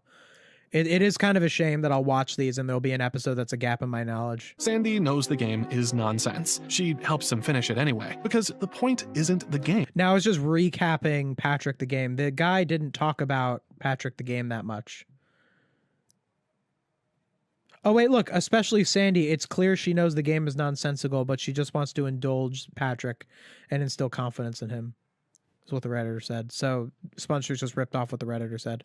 The point is Patrick, and the post says that's the Patrick worth defending. Look at, but just so pathetically dumb. So it skipped over the Patrick the Game part of the Reddit post, and it acted like it was its observation. If we could ask him what he thinks of what he became. Okay, so it's framing this like the only opinion that matters is okay, Patrick is not real. He is a fictional character. But Ava's video, the original video that this is ripping off, is about the question of what if modern and classic SpongeBob met, and that is what brings people into the video. But in that actual video, Ava doesn't take it that seriously, where he's like, yeah, what would the real like he's Patchy the Pirate and is talking about the real SpongeBob. Like, he's not real. Patrick's not real. Like, you don't have to lean so much into, like, this is just AI taking the premise of that video too seriously. Whereas with someone like Ava, it's like, oh yeah, here's the thumbnail. If modern and classic SpongeBob met, they'd hate each other. That's the thesis. That's the question. Now let's look at some episodes that show evidence of that. But it doesn't go into this whole, what if we asked Patrick himself? You know, like, it's just so, it just makes it so, it just doesn't understand the nuance of how to approach such a subject. It's weird. There's an episode called Pat the Dog. Patrick has started acting like a worm, and he's just doing it for whatever reason. And that's the episode. No, I'm not kidding. So it just was saying that that episode wasn't very good.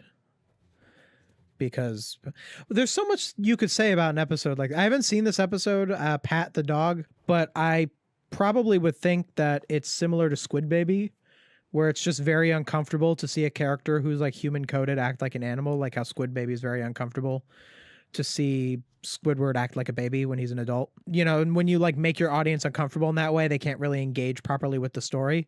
But I don't really see the comparison to like classic SpongeBob. I think you're just taking an episode where Patrick is not used well and comparing it to an episode where Patrick is used well, instead of comparing, like, for example, the Bubble Bass example, where how SpongeBob treats Bubble Bass in Pickles and how SpongeBob treats Bubble Bass in a modern episode where he's like super nice to him. Whereas in Pickles, he's pretty adversarial to Bubble Bass, is a direct correlation with how this character has degraded. Whereas Patrick acting like a dog randomly, like, I guess you could say that there's a little bit of a weirdness there that, like, oh yeah, like classic Patrick would be a little more grounded, but I just don't know how solid of an example it is in that regard. And it certainly isn't a very solid example in the way that it just kind of recapped the episode relatively quickly by SpongeTruth standards. Like, I'm surprised it didn't recap the episode more. And then it moved on. He had pride. He cared about how he was seen. It's sort of wrong. Yeah, I mean, I guess he is insecure about being seen as stupid. But what is it? Is this the comparison to Pat the Dog? Because in Pat the Dog, he might not be aware that he's being perceived as stupid. Like, it's not exactly a contradiction, but I could see the argument for that back in that time, he would feel more insecure about being seen as dumb. Because Patrick didn't like to be seen as dumb in the early seasons. That was a thing. It's actually a part of why I don't really like when they call each other idiot friend in Pest of the West, because I think that I don't think it's a very good idea for SpongeBob and Patrick to be like self-aware of being dumb. They also just did this in the season 17 premiere, where Squidward writes a comic book that stars SpongeBob and Patrick, and Squidward calls them super imbeciles. And Squidward calling them super imbeciles makes sense, you know, like Squidward thinks that they're idiots. But then there's like a bit where like SpongeBob and Patrick, like, they like the comic book, they don't get offended by it. And generally they don't get offended when Squidward calls them stupid. Like, that is also consistent. But there's this kind of like drawn out little scene where they're like, we're the super imbeciles, we do the stupid powers or whatever. And it's kind of in that same vein where it's like, I don't really love characters who are like, ha ha, ha, we're so stupid. Like, I kind of get the idea of, like, you know, sometimes It's good to like express yourself. Like sometimes with like little kids, you know, like when they like express their interests, it'll be like, like we're like dumb together and we like enjoy our company or whatever. Like there can be a positivity to that. But for the most part, I don't love the idea of like glorifying stupidity, like glorifying being dumb. And that's kind of how I felt with like Idiot Friend and sort of the super imbeciles thing, where it's like it's a little much. Like you kind of do want a little bit of that balance of a character not really liking being called dumb. But obviously they're a cartoon character, so someone calling them dumb is still appropriate for the show. This is the guy who, in Big Pink Loser, wanted an award so badly he humiliated himself in the process trying to win one. Because that's not really what happened. That's not really a good read of that episode. That's a very AI not really understanding. Like he didn't humiliate him. He didn't know he was going to humiliate himself trying to get the award. He just kept screwing up. You know, like humiliating yourself to get the award would be like an episode of a show where a character wants to break a world record, any world record. And it's like the world record is actually who can go the longest with peanut butter slathered all over their body. And they do like this gross thing they have like peanut butter on their body for like 3 days or whatever. And like they humiliate themselves to do it because they're that obsessed with getting an award. You see how a plot of that episode, if that were an episode of a show, would make sense to say they wanted the award so much they humiliated themselves. Whereas with Big Pink Loser, it's like, no, well, the thing that Patrick had to do to get the award, get the job at the Krusty Krab, is not inherently humiliating. He just screwed it up so bad it did humiliate him. It's one of those things where the AI makes a sentence that sounds kind of right because by the AI's terms, that's a perfectly normal sentence that doesn't understand context. And I think it's important to identify those sort of things because amplified broadly, these things that sound right, that sound like they make sense, are going to lead to broader illiteracy, broader stupidity among people. now go back to Pat the dog. Where is any of that? He would panic so much because the whole city is seeing him as a pet now. Nah. That's a bit much of a read. Patrick didn't have that much. First of all, Patrick's shame in those episodes was not exactly because of other people. Patrick's shame in I'm Was Stupid is because of his parents. And Patrick's shame in Big Pink Loser is more internal. It's more about him. Or him in comparison to SpongeBob. I haven't seen this episode, Pat the Dog, but I'm sure the problem with Pat the Dog is that it's just uncomfortable for the audience to see a man act like a dog. I'm sure that's the problem with the episode. Trying to manufacture this inconsistency that Patrick would be like ashamed of people seeing him be weird is not a criticism of the episode. It's completely manufactured just to add to this AI argument. There's an episode called Pet the Rock. This one's even weirder because one day SpongeBob takes Gary to the pet park and brings Patrick along for some reason. Let's hear that again. One day SpongeBob takes Gary to the pet park and brings Patrick along for some reason. Patrick sees... Is that a criticism? He takes Gary to the pet park and brings Patrick along for some reason. Is that a criticism of why? Like, I don't think the show needs to explain itself to you. Why the characters that, well, yes, why is the main character's best friend with him in this scene? Do I need to spell that one out for you, SpongeTruths? It's just finding things to say. It's just finding, again, when you ask AI to write you a video that says criticize modern SpongeBob and praise classic SpongeBob, it's going to find anything wrong with modern SpongeBob. It's starting from find something wrong with modern SpongeBob. It's not starting from a place of neutrality. Whereas a person can start from a place of bias as well, but AI never can start from a place of neutrality because you're already saying to it in the prompt, write me a video about how classic Patrick is better than modern Patrick. So it's going to go into this episode and it's going to say, oh, for some reason he's with SpongeBob. They didn't explain that. That's weird. And it's going to just make these criticisms because it's primed to make any criticism. He names it Rolly. He puts it on a leash and then he takes it to the park. And look, are we going to pretend that we all forgot about Rocky? Wait, why would we forget about Rocky? The episodes have nothing to do with each other. Rocky in The Great Snail Race is a subplot. It's the Great Snail Race is not about Rocky. The Great Snail Race is about SpongeBob and Gary brought on by the competition against Squidward. The point of Rocky, the narrative purpose of Rocky in the Great Snail Race, is to have Patrick have the rock and to have it be a joke, and then at the end of the episode, Rocky wins as like, you know, it's just a part of the lesson to be like, you know, the two guys who were so obsessed with competition, they didn't deserve to win. Patrick deserved to win, and by having it be Rocky, it makes it funnier, it sticks out in our mind more. But that's a subplot of the episode. It's not, the episode is not about Patrick and Rocky. Whereas this Pat the Rock episode, considering that the title is Pat the Rock or Pet the Rock or something like that, the title of the episode has to do with the pet rock. It's a different story. It's just using Patrick having a rock as a pet as the story. I think that's fine. I don't think there's any issue with that. If you have a plot of an episode, sure, it shares some similarities, but why do you, if anything, that proves that this is against your point, SpongeTruth, because in both classic SpongeBob and modern SpongeBob, Patrick views a rock as a pet. He's the same level of stupid in both cases. And weren't a jerk with it, unlike one of the other contestants. That pet could do... Getting mad at the character. It's so cringy. It's so See how I just said it was about the lesson of the story? Like, I'm not going to sit here and get mad at a fictional yellow sponge. It's just, I'm an adult. All right, I'm not gonna sit here and go SpongeBob. The whole point of Rocky was that Patrick treated something worthless with care, and so it's mixing up footage. It says the whole point of Rocky. Look, the editor doesn't know what episode it's talking about. Look Patrick at this. In Pet the Rock is mean with the rock. He slams everyone in the park with the rock and, of course, gets away with it. The whole point of Rocky was that Patrick treated something So it says the whole point of Rocky is that Patrick treated something worthless with care. I think that's what this line was here. But it's showing footage from the modern episode, but it's talking about the classic episode because the editor isn't putting in the right footage.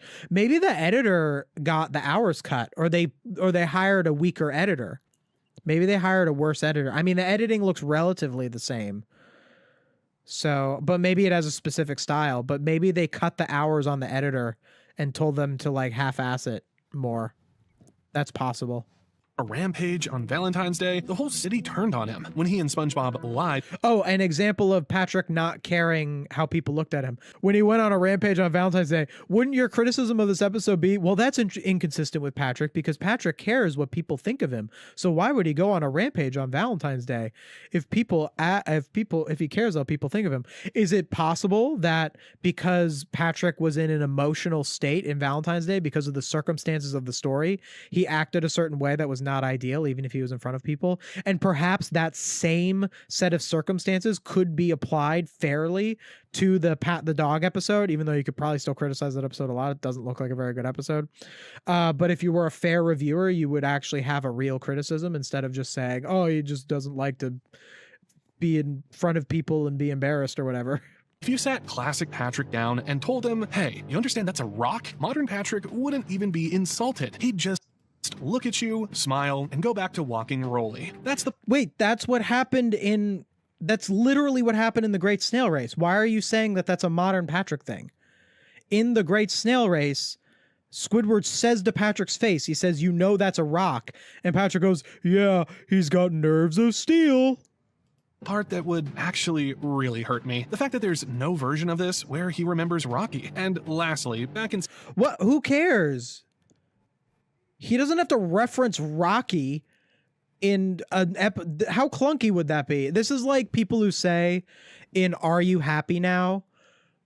Which is an episode that I talked about in my mean-spirited SpongeBob episodes, which is an episode that I think is unfairly infamous. Like, I had a lot of defenses of it. It's not a perfect episode. There's definitely criticisms of it. But like one of the main criticisms of Are You Happy Now is that Squidward says that he's never had a happy memory, and people will be like, what about Band Geeks? That's a happy memory. And it's like, you don't need every character to constantly be referencing every other part of the show.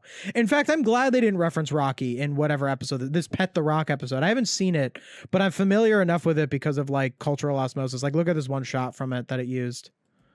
Names it Rolly. He puts it on a leash and then he takes it to the... Like, look at this. We got Nosferatu. We got Sandy with the Alaskan bullworm. Like, there's already too many references in this episode. It didn't also need Rocky. And that's the episode. SpongeBob teaches Patrick how to ride a bike, and Patrick is so incapable of doing it that his own brain has to be held in place for him. Like, what do you mean? He got the highest score on the driving. Ugh, cringy meme image. Wait, you're saying that, oh, he's... it's again, like, it's just not a fair inconsistency. Like, there's one episode where Patrick is so dumb he can't even ride a bike, but he passed his driving test in a previous episode. Yeah, it's because they're different episodes.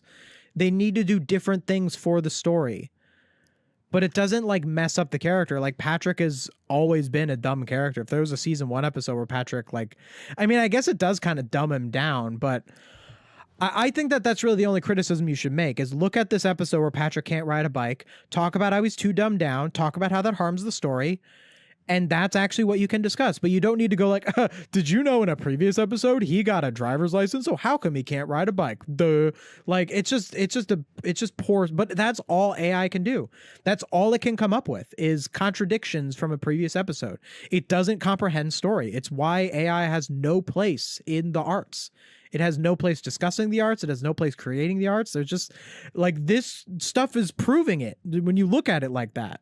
The bar for what classic Patrick was capable of wasn't high, but this is middle Patrick. This is not classic Patrick. Wait, didn't you just say that there's a difference between classic, middle? They don't know what season this is from. he could do things. Sometimes he was even good at them, believe it or not. Okay, this is not this AI upscaled image you're using. I don't know why SpongeTruth all of a sudden has weirdly AI upscaled images. Do we see this? Just use the shot from the episode. Why is it like this? Why did this happen? Why does it have AI artifacts in this shot? I don't understand. SpongeTruth's been doing that lately. You're using this shot, but in this shot, Patrick was smart because he had his brain replaced. Or in the episode, you think it's because he hit his head, but he actually had his brain replaced unknowingly with brain coral or something, and it looked like his head, and it made him smart. But Patrick is uncharacteristically smart in this shot. The reason that he has like a microscope is because he doesn't usually have. That's the point of this shot, is he's usually stupid, but this is him doing something that a smart person would do. That's the whole point of this shot. You can't use it as an example of him being smart sometimes, because this episode is very much self-aware that Patrick is usually dumb. It's just, they just don't understand the show they're talking about. He was like, you don't deserve to cover this show if you don't know the show. That should be that's a prerequisite. You need to know the show that you're talking about to talk about it. Like, sure, it's a social standard, you can't make that a law or anything. Like, that would be a little crazy, but like, you should know the show you're talking about when you make a video on it. This is Cartoonology. Cartoonology is, I would say, of all of the channels we're looking at today, this is the most AI-y channel of all of them. I would say, if I was going to rank how much AI is used, how much AI I think is used in the process of making each channel's videos, I would say Cartoonology is the most. They're the most AI of all of them. They're the one that left in a literal, like, ChatGPT response that said, like, let me repeat that for you in a more conversational tone in the middle of one of their giant 3-hour timeline lore to fall asleep to garbage videos. I would say SpongeBob Universe is probably second. I would say that SpongeBob Universe definitely uses AI in their thumbnails. I think the voice was AI. And their videos were just a little more AI. Wow, they don't have a lot of videos, SpongeBob Universe. How do they get 1 million views if they don't have that many videos? What is, like, are they one of these? Oh no, join January 7th, 2025. SpongeBob Universe is not one of those AI channels that, like, joined in 2006. Which one's Cartoonology? Cartoonology joined May 30th, 2020. And their oldest video is 1 year ago. So this is usually they're like 2006. Like SpongeTruth's, look at SpongeTruth's. Joined March 12th, 2007 is SpongeTruth's. The reason for this is because they bought an old channel, and they bought an old channel that already had over 1,000 subscribers, so that they were immediately monetized. That's why you have these, like, they have old channels is the thing.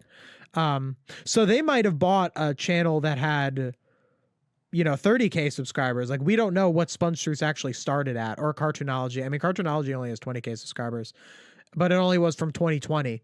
So maybe SpongeTruth spent a little more money and they bought some channel that was in March 12th, 2007 that had like 20K, 30K subscribers from whatever back then to give them just the number. Although the amount of subscribers doesn't help you get more views. So I don't really know, but SpongeBob Universe, look, they're only 2025. Is No Villains Are Safe like that? They're not. I would think that they're not. They really don't want you to think that they're AI. Yeah, no Villains Are Safe joined at the time that they made videos. No Villains Are Safe does not have that kind of footprint. SpongeTruth is the most shameless of all of them. But 2020, I think, is still an indicator of that. It was some channel that in 2020 somehow got to 1,000 subscribers doing something else. They sold the channel to whoever Cartoonology bought them, and they bought an already monetized channel, and that's how that happened. Cartoonology, their whole thing right now is they do this like 2-hour to fall asleep to. They are tanking. They're doing awful. Cartoonology also, their editing, we noticed this when I looked at them last, but basically Cartoonology has really inconsistent editing. Like if you look at, this video was 1 day ago. This is not the main video we're looking at. I'm just looking at it as an example. Little town in all of cartoons is named so far from any large city. The families who lived there were told they would have to leave for a while. They were promised they... The families who lived there were told they would have to leave for a while. The footage is from Club SpongeBob in the incorrect aspect ratio. Could come home once the testing was finished. Around 160 people packed up their whole lives and were carried away to a different island, trusting... What are they talking about? Are carried away to a different... What? They're showing SpongeBob movie footage. Like, they're all over the place. But this is new. So that's new. Cartoonology doing like wrong footage is a new thing. Their earlier videos, I know, look at these horrible they did the creepy thumbnails for a while. Look at the AI. The creepy thumbnails didn't work. Now they're using official screenshots. They realized they were too AI, the thumbnails before, so now they're just using actual shots of the show with the colors and stuff. And the drop shadows. But anyway, like earlier videos of theirs, the footage is correct in their earlier videos, but now they're getting fewer views. So similar to what I said about SpongeTruth, why they might have changed the voice, is they can't pay their editors anymore to like edit for 2 hours of their garbage videos. So they're just repeating footage or having an editor and paying them for fewer hours. But anyway, this particular Cartoonology video was, so let's see how they start. So, okay, so their first video, SpongeBob's entire story explained. So it just recaps like every season or whatever. That's what that is. So this channel, before it devolved into like 2 hours of nonsense, SpongeBob's entire story explained, Mr. Krabs' entire story explained, Plankton's story explained, but classic SpongeBob teaches about happiness, faux philosophical video, money is greed, evil, whatever. They don't have very good viewership, even like, early on. Like their first one kind of popped off, but ew, creepy. But anyway, they started off doing like normal videos. I guess every SpongeBob character story explained. I guess this was just them putting together the previous videos. But they did like normal videos at first. So this is actually the first channel that I know of that stole from Ava's videos. What if Classic and Modern SpongeBob met? And they actually have literally 2 videos later. What if Classic and Modern SpongeBob met? Classic SpongeBob versus Modern SpongeBob. Which is better? Like, what? It's the same video. This one is just framed in a more interesting way. Like they're the same they might not be the same video, but look, this stole from SpongeTruth's. Look, SpongeTruth's like the SpongeBob episode no one understands 11 months ago with Squidward and the weird the Nothing universe from SB129 Cartoonology, the episode that broke logic 10 months ago, 11 months ago, and they didn't even get views on it. At least with this one they actually got views, but this one didn't do as well. The SpongeBob universe one that stole from Ava got 1 million views. This one got 169K. I mean, that's nothing to sneeze at, but still. This one did worse. So let's try to identify why this one did worse and why the other one did better, even though they're both garbage. Why? Because classic SpongeBob got annoyed over small things. He had boundaries. Oh, the shaking. Oh my goodness. Too much shake. Some of these like really early AI channels, they like did way too much shaking. Without trying to control Squidward's choices. Later, when SpongeBob finds Squidward homeless and living in a cardboard box, his response is Wrong immediate. footage. Wrong footage. Very wrong footage. Weird. Weird that there's wrong footage here already. You can come live with me. This is pure kindness from someone who sees a friend in trouble and instinctively wants to help. At first, SpongeBob They're recapping. happily takes care of Squidward. He makes breakfast Well, in look bed at this. and in trouble and instinctively wants to help. At first, SpongeBob happily takes Why was there a shot from the secret box? So random. He makes breakfast in bed, gives massages, tends to every need. You can see that Listing the thing. He makes breakfast in bed. He does massage. It just lists things to pad out the time. We see these. We see these. SpongeBob genuinely enjoys helping people. It's not a burden for him. This level of dedication is admirable, but it's also setting him up for problems. A lot of the random footage popping in. That's so weird. Months pass. Squidward is just lying in bed making demands and complaints. When Squidward Wouldn't it be harder to put in all this wrong footage? Like, why is there so much wrong footage? Like, why would you go out of your way to find that? Like, this is setting him clearly up for intentional. problems. Months pass. Like, Squidward looking like that and putting months past, that's clearly intentional.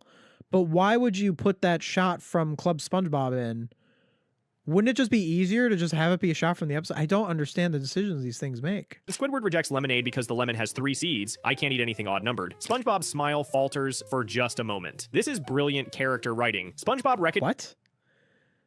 His smile? What are you talking about? His smile? What is this description? Listen to this. SpongeBob's smile falters for just a moment. SpongeBob's smile falters for just a moment. Doesn't he angrily reach in and grab the lemon and say, "I'll just take it out"? What do you mean his smile falters for a moment? What is it? What is it? A Shakespearean drama? Where you can see in this scene how Daniel Day-Lewis, his smile faltered ever so slightly. Every smile in SpongeBob is very obvious and in your face. It's not that kind of show, dude. This is brilliant character writing. SpongeBob recognizes he's being taken advantage of, but because he's fundamentally kind, he tries to give... This is brilliant character writing. The character realizes they've been taken advantage of. I mean, that's not really the brilliant part. Like, that's the simple part. That's the easy part. I think that's actually, look, it's a little bit of a stretch, but this is a bit telling of like AI and how people who use AI think of themselves.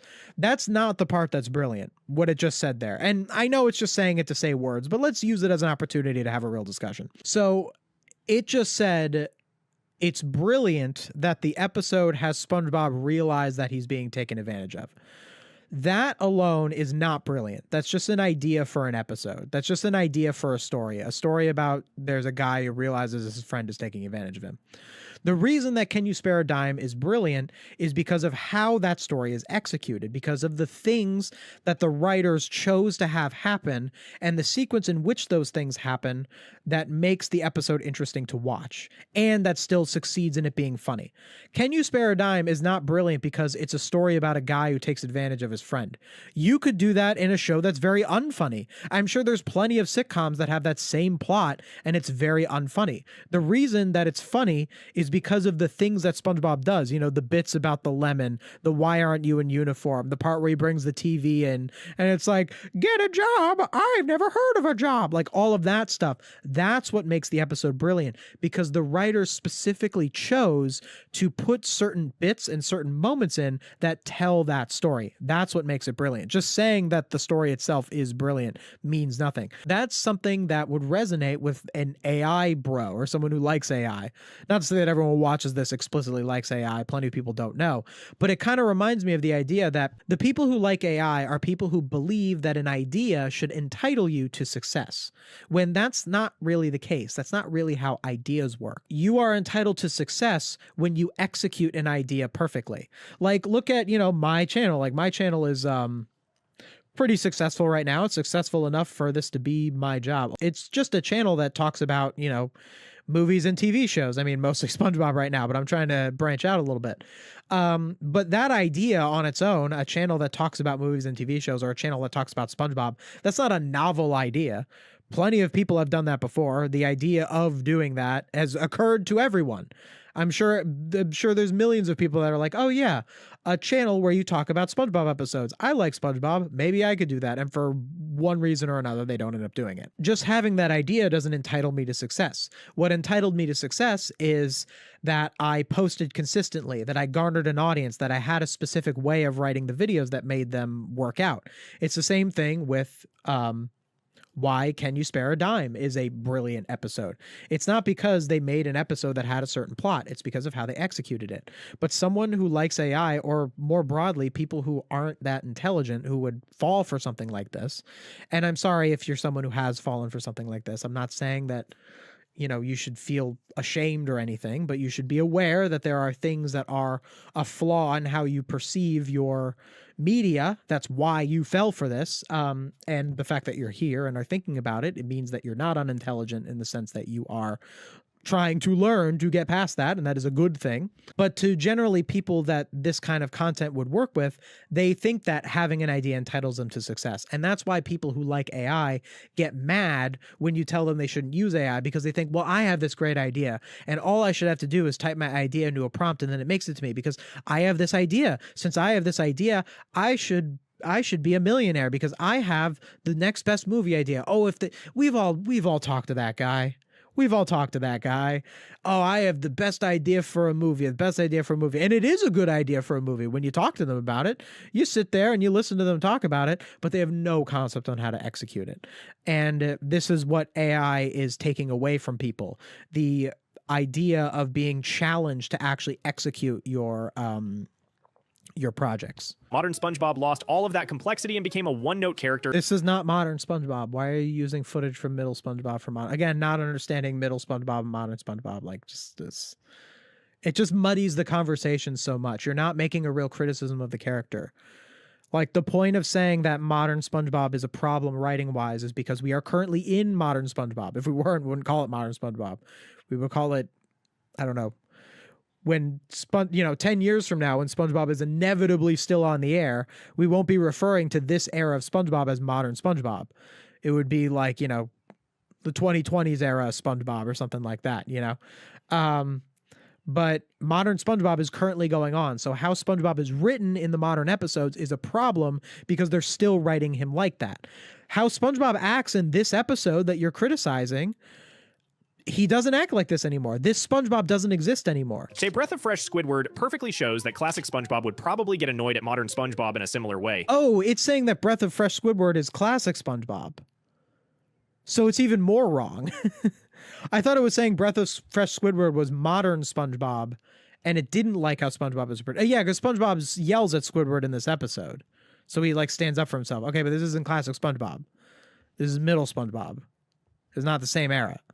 Is there actual arguments after all the recapping? One setting, extreme attachment. He can't just be happy that two people he cares about are getting along. Instead, he has a complete meltdown at Patrick's party. What's most telling about this episode is how... Dude, with the wrong footage. Oh my goodness. I guess in the earlier videos of theirs, they just had a lot of wrong footage. Well, that kind of explains why this one has fewer views than the other one. I think people pick up on that. Even people who are otherwise not very smart. I think that many incorrect pieces of footage and it's just going to confuse people. Because you're watching the video and it's at Patrick's party and the footage is not of Patrick's party, you're going to get click-offs on that. You're going to get a good amount of click-offs. I mean, they still got 170,000 views on this, so clearly not that many click-offs, but still. Get annoyed by this, and SpongeBob does too. The ending shows classic SpongeBob's most human moment. When the customer rejects the pizza, but also felt full artiste. This episode posits Patrick's terrible. This channel is a joke. I'm not going to really keep dignifying this channel with critiquing it. I don't think I have that much more to say. I think we can move on and no villains are safe soon. This one's a fun one because it's Family Guy. So we get to take a break from SpongeBob in this one. This is our 4th AI video of the stream.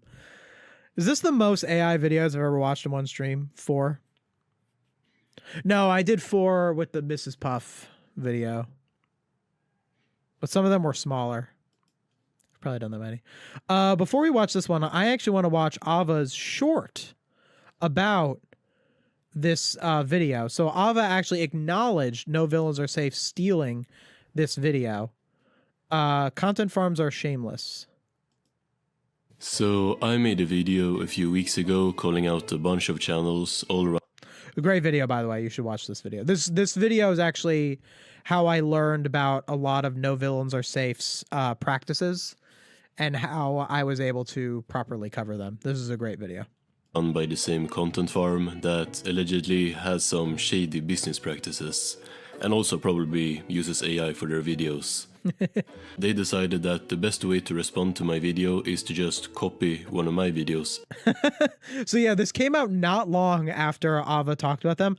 I don't know if it's intentional. I guess I don't know if he's joking, but the accusation does kind of sound like it's like they intentionally just copied one of his videos because he made a video about them. But I think it's just they know that this is a popular kind of video and it just was in there.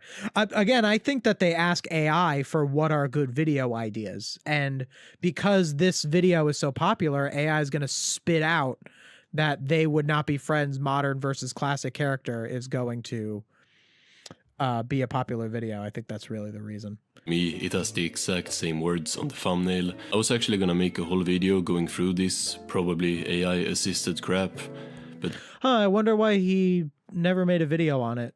Well, he's going to tell us why he didn't make a video on it at the time. then I saw that the video was gone, and at first Yeah, so the video was gone. So at the time that Ava made this this post, which was March 30th, 2026 is when Ava posted this. So at March 30th, 2026, this video was not up. It was gone. but I found it in my watch history and it was taken down for copyright. Taken down for copyright. So we find out that No Villains Are Safe does struggle with copyright. They must have sorted it out, though. They either appealed it and were able to move past it, or they were able to edit out whatever it was. But so that answers the question that No Villains Are Safe does sometimes deal with copyright strikes, because these videos are shameless. They are this video is basically going to be Family Guy funny moments. Like, we probably won't even spend that much time on it because No Villains Are Safe, their Family Guy videos or any of their videos, like, it's basically Family Guy funny moments, but for SpongeBob or for The Simpsons, or like it's shameless. It's just recapping videos. They are the worst version of this. Is No Villains Are Safe. I would say that even though No Villains Are Safe uses the least amount of AI, I think that they're the worst version of all of these. One, just because they get the most results, like they actually do really well, because they are so much shadier about using AI. They're so much better at hiding it. It's bad. Like, it's just recapping episodes. Like, all this video is going to be is showing a clip from classic Family Guy and a clip from modern Family Guy, and we'll see how it tries to connect them, but it's going to be very shallow. But isn't that crazy that it got like taken down and it came back, and then it went on to get almost 1 million views? Like, imagine if it stayed gone. Imagine if it stayed copyrighted. Would it really stop them from getting whatever revenue they got from a video like this doing so well? Because this is above average for them. They don't usually get towards 1 million. They average around 100K, their videos. Yeah, that's actually particularly high, probably because they stole the Ava formula.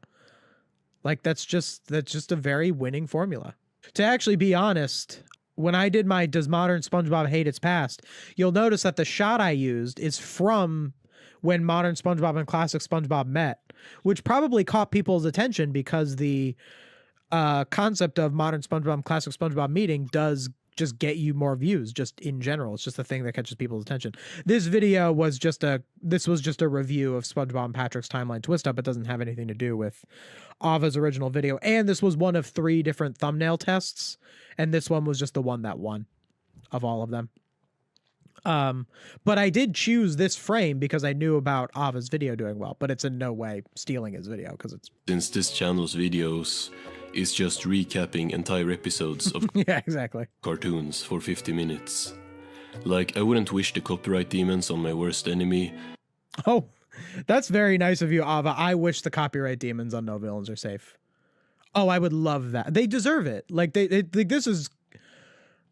It might not be legally copyright infringement. I'm not a lawyer, so I'm not really going to say.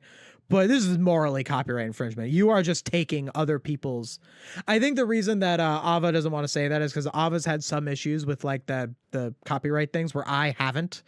So maybe, and people have a weird opinion on, like, people get like weird about like, oh, this YouTube video, I got copyrighted. YouTube is so unfair. When, like, you know, you gotta, and sometimes it's not fair, by the way. For some people, it has been completely unreasonable. Like, I will not deny that. Like, there's the whole story about like where Family Guy used someone's like game footage in their video, and then they copyrighted the original game footage. It was a whole thing. There have been some messed up stuff with YouTube copyright, obviously, but if No Villains Are Safe got nuked on copyright grounds, I would be like, that would be so deserved. So deserved. They're just this is copyright infringement. Like, I can't believe it's not copyright infringement.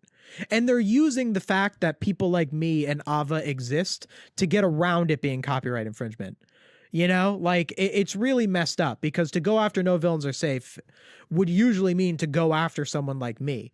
So they're basically hiding behind the existence of people like me to make their garbage content. Anyway, let's look at why Classic Peter would hate Modern Peter.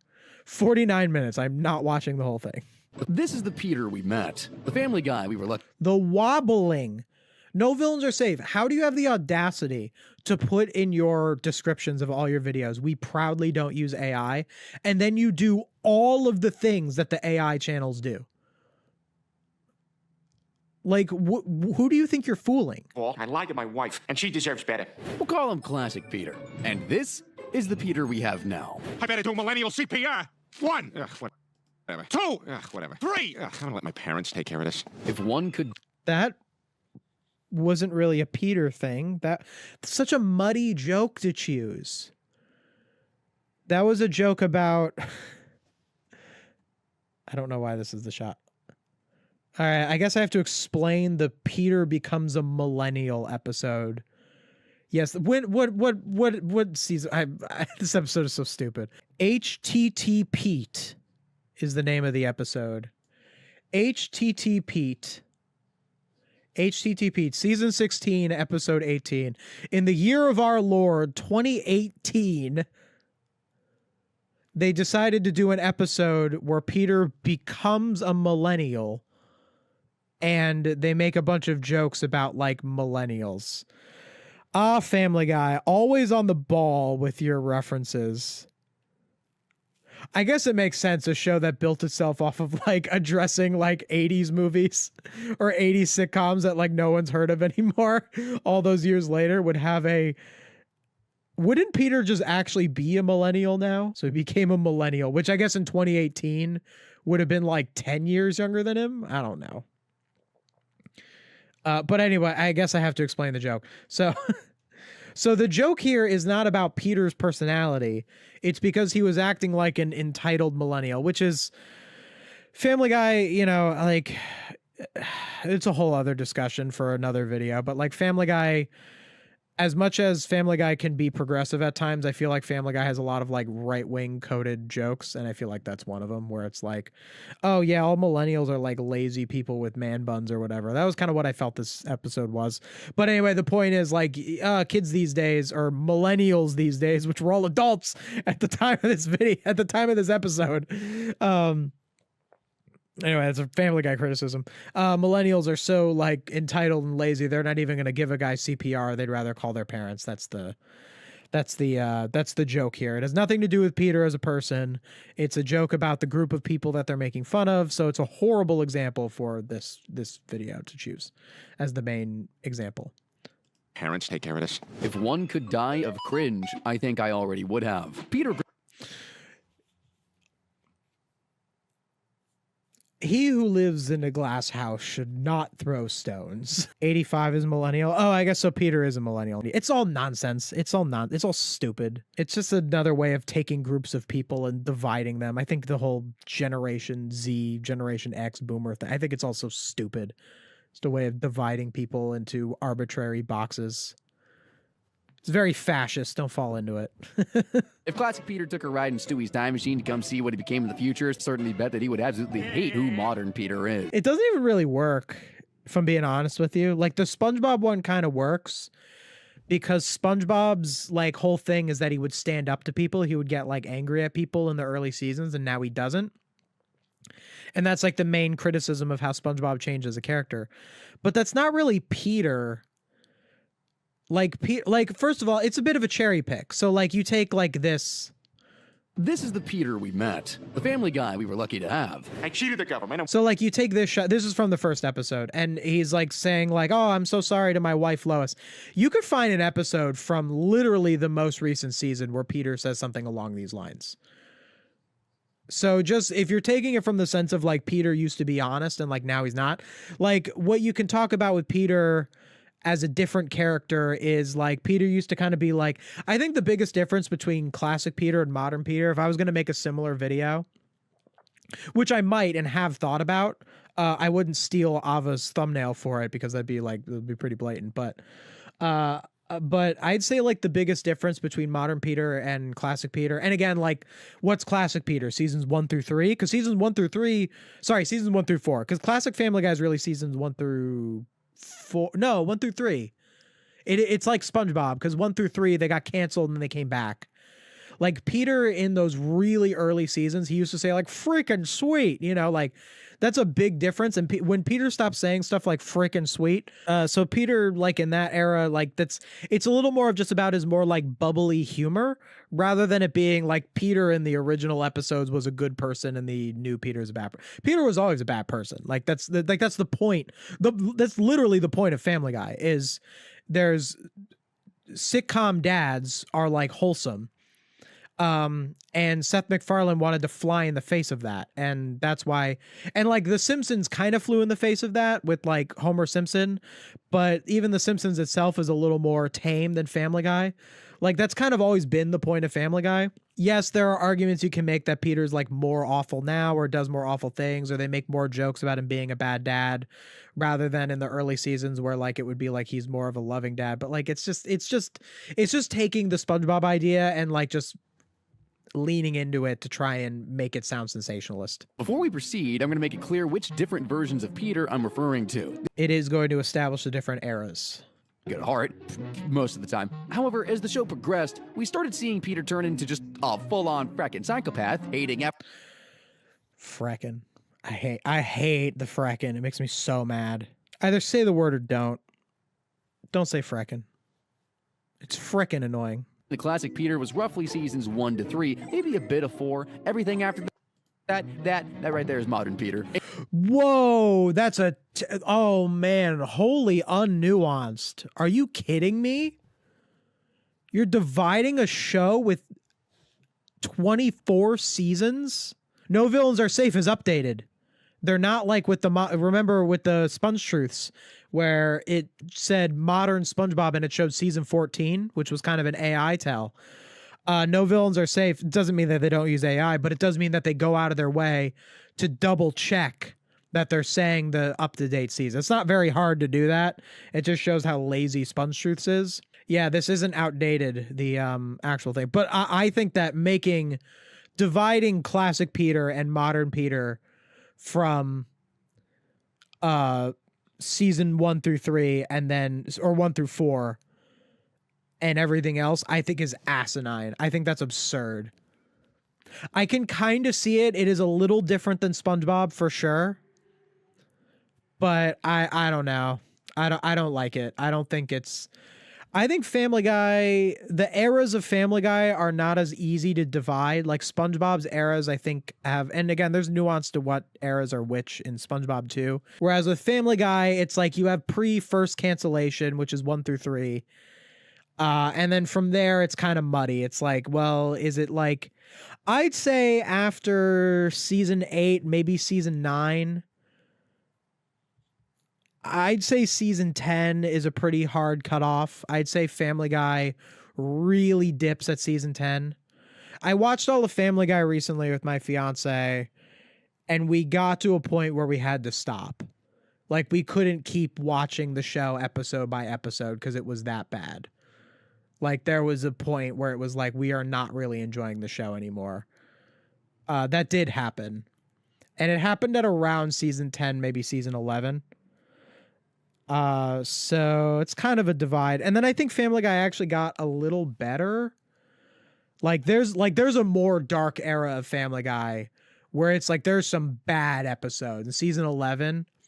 And Modern Family Guy isn't very good still, but Modern Family Guy more just like doesn't try very hard. Too many parody episodes, too many just incoherent stories, not really doing very much for it. But like some of those like season 11 through, you know, that's where you get like the pregnant Stewie episode or the herpes episode or the, you know, the domestic violence episode, like all those awful episodes. That's usually around that era. So like to be like, this is a monolith for people, like look at how much different things I just said about this show, to be like, this is all the same Peter. I think it's just absurd. And you have a 50-minute video. Like you can't be more nuanced. You're going to talk for almost an hour about the difference between how this character is portrayed. Why not? Like, I also think like you can so easily cop out here. It wouldn't even be a cop out. If I was going to do this video, if I was going to do a video where I compared modern Peter to classic Peter, I would take Peter from the first 3 seasons and I would take Peter from the most recent 3 seasons. And then I would say, if Peter from the most recent 3 seasons was more like the Peter from the first 3 seasons, the next season will be better. And that can be the thesis. And you can ignore everything in between. It doesn't matter in between. It doesn't matter what Peter was like in season 7. That Peter doesn't exist anymore. You know, it's just again, it's the division. You know, it's the same thing that I just said about like how generations are stupid.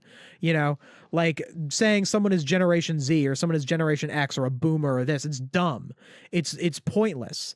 And it's pointless to just label them. But when you say the actual demographic difference, like, oh, boomers are more likely to have more investments in property because the housing market was a little better when they bought houses. So when you see these issues of boomers voting in favor of, you know, bad housing policy, it's because all of the boomers already have their houses and they're screwing you over in the younger generation.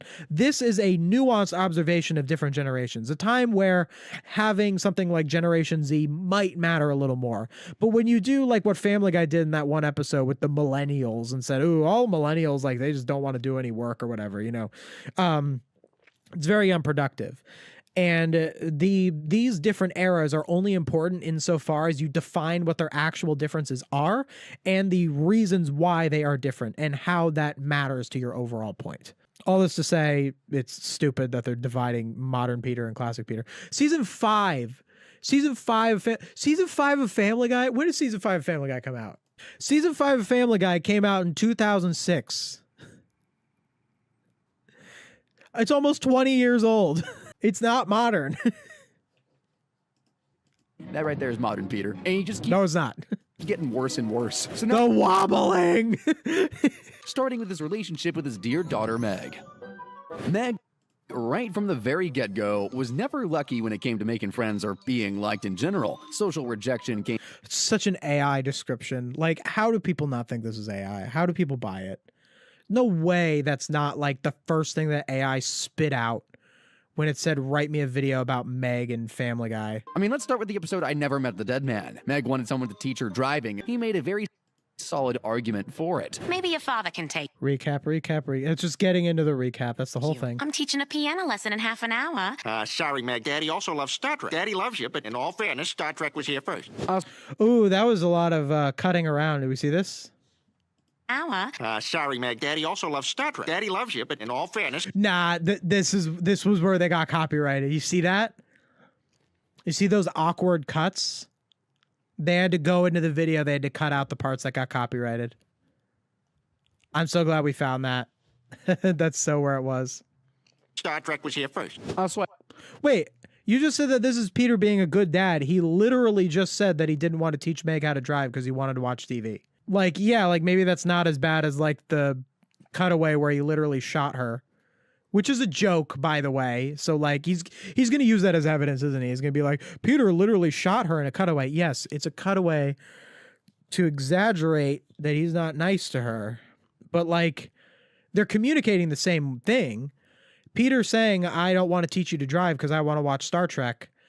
And the cutaway where Peter shoots her, say the same thing, that Peter's not nice to her. One of them is just a more exaggerated joke. But when you weigh both of those scenes, one that's just you take it at face value, you take it literally, and one where you understand that it's an over exaggerated joke, and add the fact that one is over exaggerated, which lightens it as a joke, they mean the same thing. Do you hear Peter use the L word on Meg? He literally said he loves her. Lois finally gets Peter to agree to teach Meg. I'm sure Peter says he loves Meg in a modern episode. Between season 5 and 24, Peter doesn't say I love you to Meg once in season 5 to 24. There's no way. Like, what is that evidence for anything? First issue here is having Peter teach anyone how to drive. His driving lessons are a road hazard. Oh, this guy's asking for it. But Dad... I don't... His driving lessons are a road hazard shows a joke about him wanting to get into a drag race with an Amish guy. Like, what? You're criticizing... Like, the joke is so absurd, and you're, like, criticizing the character for it. Oh, I just realized their stupid little circle thing. I was like, what are these, like, little eyes here? It's, like, supposed to be, like, Peter's head is the circle. That looks awful. I did not get what that was. I was like, is that like a couch in the top there? I don't get it. Make the rules, honey. Rev your engine twice. I can't expect Meg to do any better. She's literally trying to get her license, but at least I would expect a bit of common sense. When have you seen two people starting a race in the middle? That was random footage of Stewie for no reason that I think is from the same episode, but I don't know why they used that. Middle of the day. I'm not sure they even did that in the Fast and Furious movies, but Meg really took... Dude, are you criticizing... Why are you bringing up the Fast and Furious? You're criticizing... Wait, I thought this was good Peter. I thought this was the reasonable good Peter. You're criticizing him for getting into a drag race, saying he's like too stupid. This is like the 3rd episode, dude. So yeah, Peter was always dumb. It's the point. The show wouldn't have been funny in the first couple of seasons if he wasn't dumb in the first season. I don't know. I don't know what it's to. Go. I can't believe how long it's been on this one joke. Just showing the whole thing. Well, you forgot to flip him off, but other than that, nice job.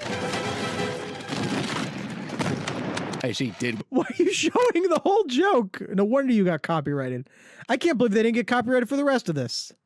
Win the race, didn't she? But then the time comes for Meg to actually... I love you, Dad. I love you too, sweetheart. None of the past matters. Yep, there we go. There's Peter being a good dad in Modern Family Guy. That might even actually be Modern Family Guy, that McRib cutaway. Sorry, Meg. The cool kids only roll with the cool kids, even if it is your dad. Wait, but Peter's mean to Meg in this episode.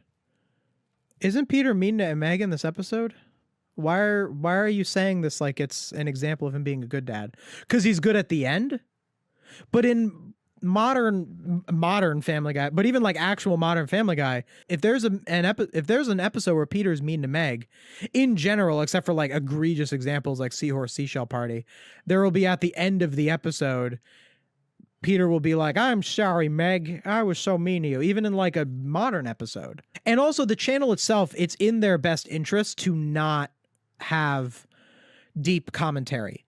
You know, if this video can be done right, you can make a video where you say that the original Peter is better written than the modern Peter. I agree with that statement. The original Peter was written better. That's what made the earlier Family Guy episodes better. But you can't make that argument by just recapping episodes and showing episodes and saying Peter was nice in this one, he was not nice in this one. You have to actually talk about things like story, like characterization. And these are not only things that AI is not capable of doing, but it's also in No Villains Are Safe's best interest to not have deep commentary like that. Because if they had deep commentary like that in this video, they'd have to have deep commentary like that in every video. And they wouldn't be able to have the video be 50 minutes long. A video about Peter being a flanderized character, even if you did it like a really long version, maybe I could do a 30-minute video on that. I feel like anything past that, I'm repeating myself. You know? Anything past that, I'm just repeating the same points over and over again. Maybe I can pop it up to 40 minutes if I talk about every era of Peter and how maybe there are good qualities to like middle Peter in like season 7 and how that could be used to write him better. Like there, or if the video itself was actually about the evolution of the character and I talked about how he changed in every season and how he ended up being the Peter that we know in the most recent seasons.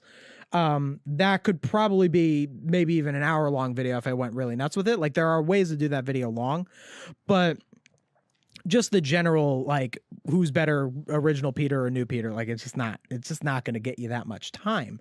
You're not going to be able to do videos like this that are 50 minutes long if you have actual substance. And also actual substance is harder to write. You have to be a good writer. You have to be media literate. You have to understand these things. And writers that understand that stuff don't work for No Villains Are Safe. They don't. They're not willing to pay writers who are good enough to do it. They don't want to. So yeah, they don't want to have substance in these videos. They can't have substance. They are allergic to substance. When you watch content like this, they go out of their way to not have substance. It's the point. And then you look at modern Peter and just... that you side. Classic Peter was out there. Modern Peter. Modern Peter shows a super old episode where she's driving him around. I don't know which one that is. What is it? Road to Rupert or something? It's like the B story. But modern Peter was busy giving her hell. Look, it's not even HD. It's not even HD. You can't call... We've had HD TVs for like 15 years now. You can't call episodes that were produced in 4:3 aspect ratio modern. What year do you think it is? He's perfectly sober and still decided, yep, I'll risk it all and pull this stunt anyway. Criticizing the character for being the character. Yes, he did an Evel Knievel stunt in his backyard. That's the point. I'm sorry, are you saying that this is like a bad scene or something? Like, do you even like this show? Like, what are you talking about? How do you make a channel where you cover like Family Guy constantly and you're looking at this scene, this very funny scene where Peter tries to be Evel Knievel in his backyard and say, oh, the character's so flanderized. Oh, they ruined modern Peter when he pretended to be Evel Knievel in that one. What, do you even like this show? Watch something else then. If this is your problem with the character, this isn't a criticism. Yes, it's dangerous and stupid. That's why the show is entertaining. Yes, I would not want a person that I know in real life to do this. It would be very dangerous.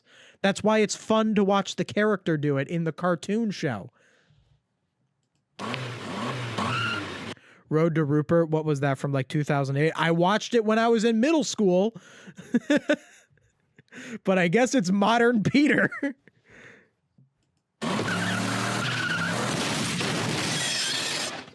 That's the heartless menace that modern Peter is.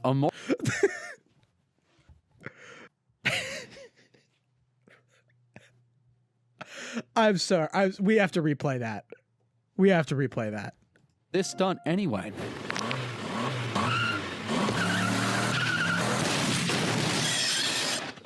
That's the heartless menace that modern Peter is.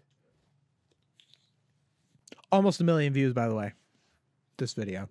If that's what you have to say about this scene, and I know it's just saying things to say things, but like, media literacy is dead, man. Media literacy is dead. Is a moron and danger to everyone around him. But let me slow down here. The focus is on his tree. Wasn't he a moron and a danger to everyone around him in the first 3 seasons? Like, I don't understand the difference. I really don't. Like, you could say it's more cartoonish. All right, it's more cartoonish. You don't like it or whatever. Which in that particular scene, like, I don't know, man. I guess like maybe that scene wouldn't be in the first 3 seasons. But, like, maybe that's okay. Like, I guess the show just got a little more cartoonish as it went on. Like, explain why that's bad. Explain to me why this is bad writing. Explain to me why Peter crashing his car, pretending to be Evel Knievel as an inciting incident to his B-plot in the episode where he loses his driver's license. Explain to me how that's bad writing other than saying Peter is a menace to society. Because it just objectively isn't. The conflict of the episode is that Peter loses his driver's license. So Meg has to drive him around, and it explores that relationship. That must suck if you're a dad and you lose your driver's license and now your daughter has to drive you around. It's a situation where they're stuck together in a car. It's a situation where Meg has to do something she doesn't want to. It's a situation where Peter doesn't have freedom. And the way that it's set up, that story, is Peter takes Evel Knievel too seriously and he tries to do it himself and he ends up destroying a bunch of cars and he gets his driver's license revoked. Explain to me how that's bad writing. Like, I don't see it. It is. And you can even go in and be like, oh, well, like the bit's not that funny. The bit goes on for too long. There aren't enough jokes. They made maybe the Meg and Peter scenes are too mean-spirited. You can do all that sort of stuff, but you have to actually argue it. You have to actually talk about the writing of the episode and how it didn't properly tell the story. You can't just say Peter's a menace to society because he broke a bunch of cars. He's a cartoon character. That's what they do. Doesn't Peter end up respecting Meg in that episode? I haven't seen it in a while. I'm sure that's what happens. I'm sure at the end of the episode, Peter says something like, I'm sorry, Meg. I'm sure that's like the ending, something like that. Season 2, Peter literally stole Joe's pool. Yeah, like exactly. Like I'm sure he did plenty of stuff like that in the first 3 seasons. Moron and danger to everyone around him. But let me slow down here. The focus is... He's a moron and danger. Like you're talking like he's a real guy. You're saying this like he's he's your uncle. And you're like trying to like get his kids taken away from him. Like it's a cartoon, dude. I can't believe people will watch this and they'll be like, yeah, Peter's a danger to everyone around. Like it's so bad. The law decides to take his license, but I believe they should have done way more than that. With his license gone and really? The law took his license, but I think they should have done way worse than that. Yeah, let's just put the main character of the show in jail. And then he's just in jail. Really? That sounds like a riveting plot. Instead of the plot that forces Peter to hang out with his daughter, where they come to an understanding at the end where they have conflict with each other. No, let's just put the guy in jail and have that be the episode. How about this? Why don't you just turn the show off and watch something else? And then you can just believe that Peter went to jail and then never watch the show again. That's the same as if Peter went to jail. Be like, oh, Peter went to jail, the show's over, and then never watch it again if you hate the show so much. Lois, this is the best you could do? He didn't even appreciate what she was offering to do for him. Poor girl should have shut it and gone to... Yes, that is his character flaw, that he didn't appreciate what she was offering. And then he learns to overcome that character flaw in the episode. I'm pretty sure. I haven't seen this episode in a long time. But I'm pretty sure this episode ends with Peter being proven wrong about that and admitting that he's wrong. Because that's how TV shows work. You sure look hot today. What? You gotta let your scalp on fire. Like, even I'm laughing at it. Like, it's a funny scene. Yes, he's supposed to be a jerk. That's the point. Meg, that was awesome. Oh, of course that'll make you proud, Peter, you scumbag. And the sick part about that whole thing... Oh, so that's what happens in this episode. I forgot that was what happens in this episode. So he respects Meg because she beats someone up. All right, but it's still an arc. Look, I know sometimes I give you a hard time, reading your diary, calling your names, farting in your cereal when you go to get milk. But Meg, I'm starting to... No, look at the cuts. ...realize I got a really wonderful daughter. This entire... Dude, you even put in the footage that proved you wrong, man. He apologizes. That's literally the apology. That's the character arc. Speech is so messed up on many, many levels, but you'd think this is him getting the... It's a cartoon. Media illiteracy. We'll probably go back to treating me like crap, huh? Peer pressure and all. This part is kind of mean-spirited. I would say that this part's mean-spirited. But, like, you're just saying it's mean-spirited. Explain why it's mean-spirited. Yeah, I think it's a little mean-spirited, this idea that that the narrative of the show sets up that Peter needs to, like, be mean to Meg to, like, save face or whatever. I think it could have done without that. I totally think that's a valid criticism. But say, like, why that's a criticism. Say that it's kind of rooted in sexism, like the idea that they kind of, like, put this female character down as the daughter. Or that the show doesn't really understand how to have a character be the victim in a way that is proper, and it resorts to this idea of being like, yeah, let's just like be mean to Meg.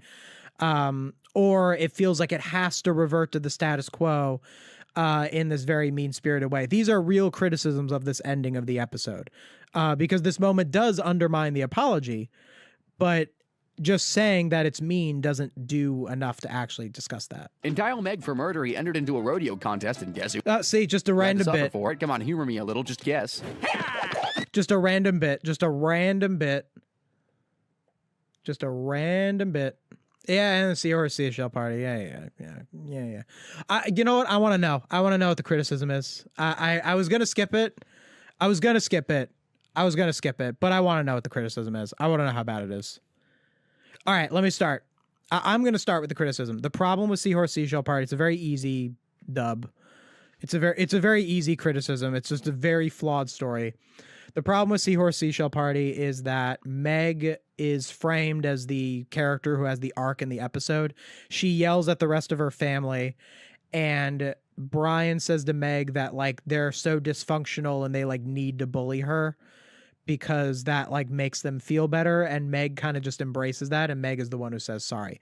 This is poorly written because that is not right. Like, it's just not more like, that's just not better for anyone. You should stand up to people who are mean to you, who are cruel to you, and that's like kind of the point. It's a very easy one to criticize. Like, I'll just see what it says. But even when Meg let it all out of her chest, it would have been better if Peter had just tried to gaslight her. I know gaslighting's bad, but not as bad as this. AI saying gaslight. That's right. Again, like, they claim they're not AI, but then it's just like gaslighting. Sure, I know a person can use the term gaslight, and people do use it too much, but like, it's not a really commonly used term anymore, but AI uses it all the time in these other videos. They always say gaslight. So the fact that it's popping up in this one, it kind of fits the whole AI first draft, human second draft. Like, that it says gaslight, and then the human who's editing it doesn't notice, and then it's the whole thing. Someone in the outside world could see the way you treat me, you would be in jail. You shove your daughter's face in your ass and you fart on it. Oh. Oh, this is amusing to you. Oh, they're just using the... We'll see if you find this just playing the episode. funny. I like where this is going. You're a lazy, fat, Irish Catholic, abusive dad who drinks... Look at all the cuts in between. They're so, like, I think they did that afterwards. Wait! Responsible, and he Barely makes enough money to support his family. Imagine unburdening your trauma to the person responsible, and he's chuckling like it's a comedy sketch. That's how terrible this fatso is. If classic Peter's... Why? What's wrong with it? Like, I could tell you what's wrong with it. Yeah, it's mean-spirited. It doesn't fit the actual scene. It doesn't work, even in a cartoonish world. It doesn't work with the actual scene. It undermines what it is. And also, a problem with that scene is that it takes the character too seriously. Kind of like what you do, No Villains Are Safe. Actually, the problem with that scene is, like, she says, like, Meg says, yeah, you, like, fart in my face. But, like, clearly that's, like, a cartoonish thing. You know, like, it's not really a thing that someone would like really do, and it would be really messed up if a person actually did it. But it's like, to say it like it's a real thing, it ruins the cartoonish element of it. Kind of like what No Villains Are Safe does when they say Peter's a menace to society or whatever, or I've lost all respect for Peter and all that. Saw this, he'd absolutely loathe the person he became. The difference in their personality is not just in how they... Oh, wait, it doesn't even talk about the ending? I guess because the ending is Brian. Yeah, I guess because the ending is something... Because Brian gave her the advice. So I guess I kind of get not talking about the ending. But, like, still... Like, that's it? That's all you have to say, is that he just did a laugh while she roasted him? I think I'm done. I think we get the point. I think we get... It's all the same. It's all the same. Everything I just said in the Meg one. 4 AI channels all stole the same video. What else is there to say? AI channels are shameless. AI channels are shameless. They will do whatever it is to get views. They don't care about you. They don't care about their audience. And all of these channels, I hope to one day see gone from the platform. Yeah, let's hope to see a day where none of these channels exist anymore. And that's about it with that.